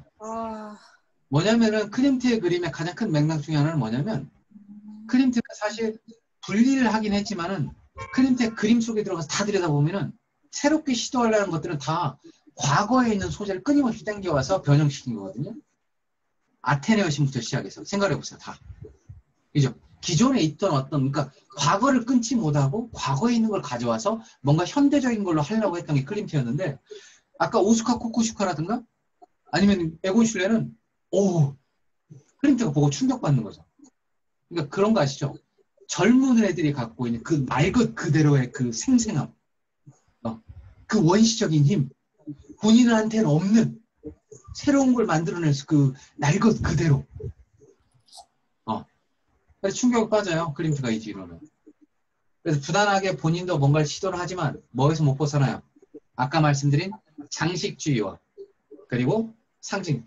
보세요. 둘이 껴 포옹하고 있는데 느껴지세요? 이 둘이 막 정말로 그 전율하고 있는 애들 보면 안 돼? 애들 보기 적절한 그림을 안 열어서 그렇겠어요? 자, 요거랑 비교해서 보세요. 요거랑. 이게 클림트 그림이에요. 자, 이 포옹하고 연결이 되냐고. 느껴지시죠? 아까 방금 봤던 에곤 실레의 그 막 뭐랄까 진동하고 있는 인간의 삶의 고통과 어떤 그런 것까지도 막 그렇게 진동하고 있는 그림과 이 포옹과 이해되시겠어요? 클림트는 스스로 장식주의와 어떤 상징주의로 아름다움과 어떤 미학적인 거, 관능성을 끄집어 올리라고 했지만 시대가 변화해가는 어떻게 보면 시대는 사람들의 그 아픔, 그 깊이 있는 어떤 정체성을 향해 들어가야 하는데 클림트는 거기로 들어가지 못해요. 겉돌기 시작하죠. 애들 보면 놀라는 거죠. 코코슈카라든가 실내 보면 어머 세상에. 어떻게 보면 정말 이게 혁신이고 현대미술이었으니까. 그 언저리에 머물다 끝나버려요. 그래서 예를 들어서 다음 그림 같은 경우가 이제 클림트의 이제 거의 말년에 관련된 작품인데 화려한 색상과 장식적인 무늬랑 어떤 상징성을 집어넣었지만 약간 따라했다는 느낌도 들지 않으세요? 그 에곤 슐레의 어떤 그 선의 느낌 그리고 그 코코슈카의 그 화려한 색 따라했다는 느낌이 있지만 장식과 상징의 한계에 머물러 버리는. 그래서 아까 에곤 슐레가 줬던 그 막 가슴을 뒤엎어버리는 그 쫓기는 자의 그런 불안함이죠. 저 이거 되게 공감해요. 나는 이미 정상을 이뤄놨는데 더 이상 새롭게 할 수 있는 그게 없는데 애들은 막 치고 올라와서 새로운 미술과 혁신적인 미술을 보여주고 새로운 그림을 보여주고 있을 때 느끼는 어떤 불안감. 이게 마지막 죽음이라는 작품이고 어찌됐든 간에 마지막 순간까지 클림트는 이제 관능적인 미와 어떤 장식의 세계를 탐닉을 하는데 결국 거기서 이제 그러니까 어떻게 보면은 한 번 더 혁신을 했어야 하는데 그걸 이뤄내지는 못해요. 그래서 끊겨버리죠. 왜? 그 다음에는 누굴 열광하니까 에곤 슐레를 열광하고 오스카 코코슈카를 열광하다 보니까 클림트는 여기서 뚝 끊겨버려요. 그래서 꽤 오랜 시간 동안 아까 말씀드렸죠. 1968년까지 클림트의 어떤 작품 세계는 생각보다 평가절하된 상태로 유럽 사회에 끌려왔다라는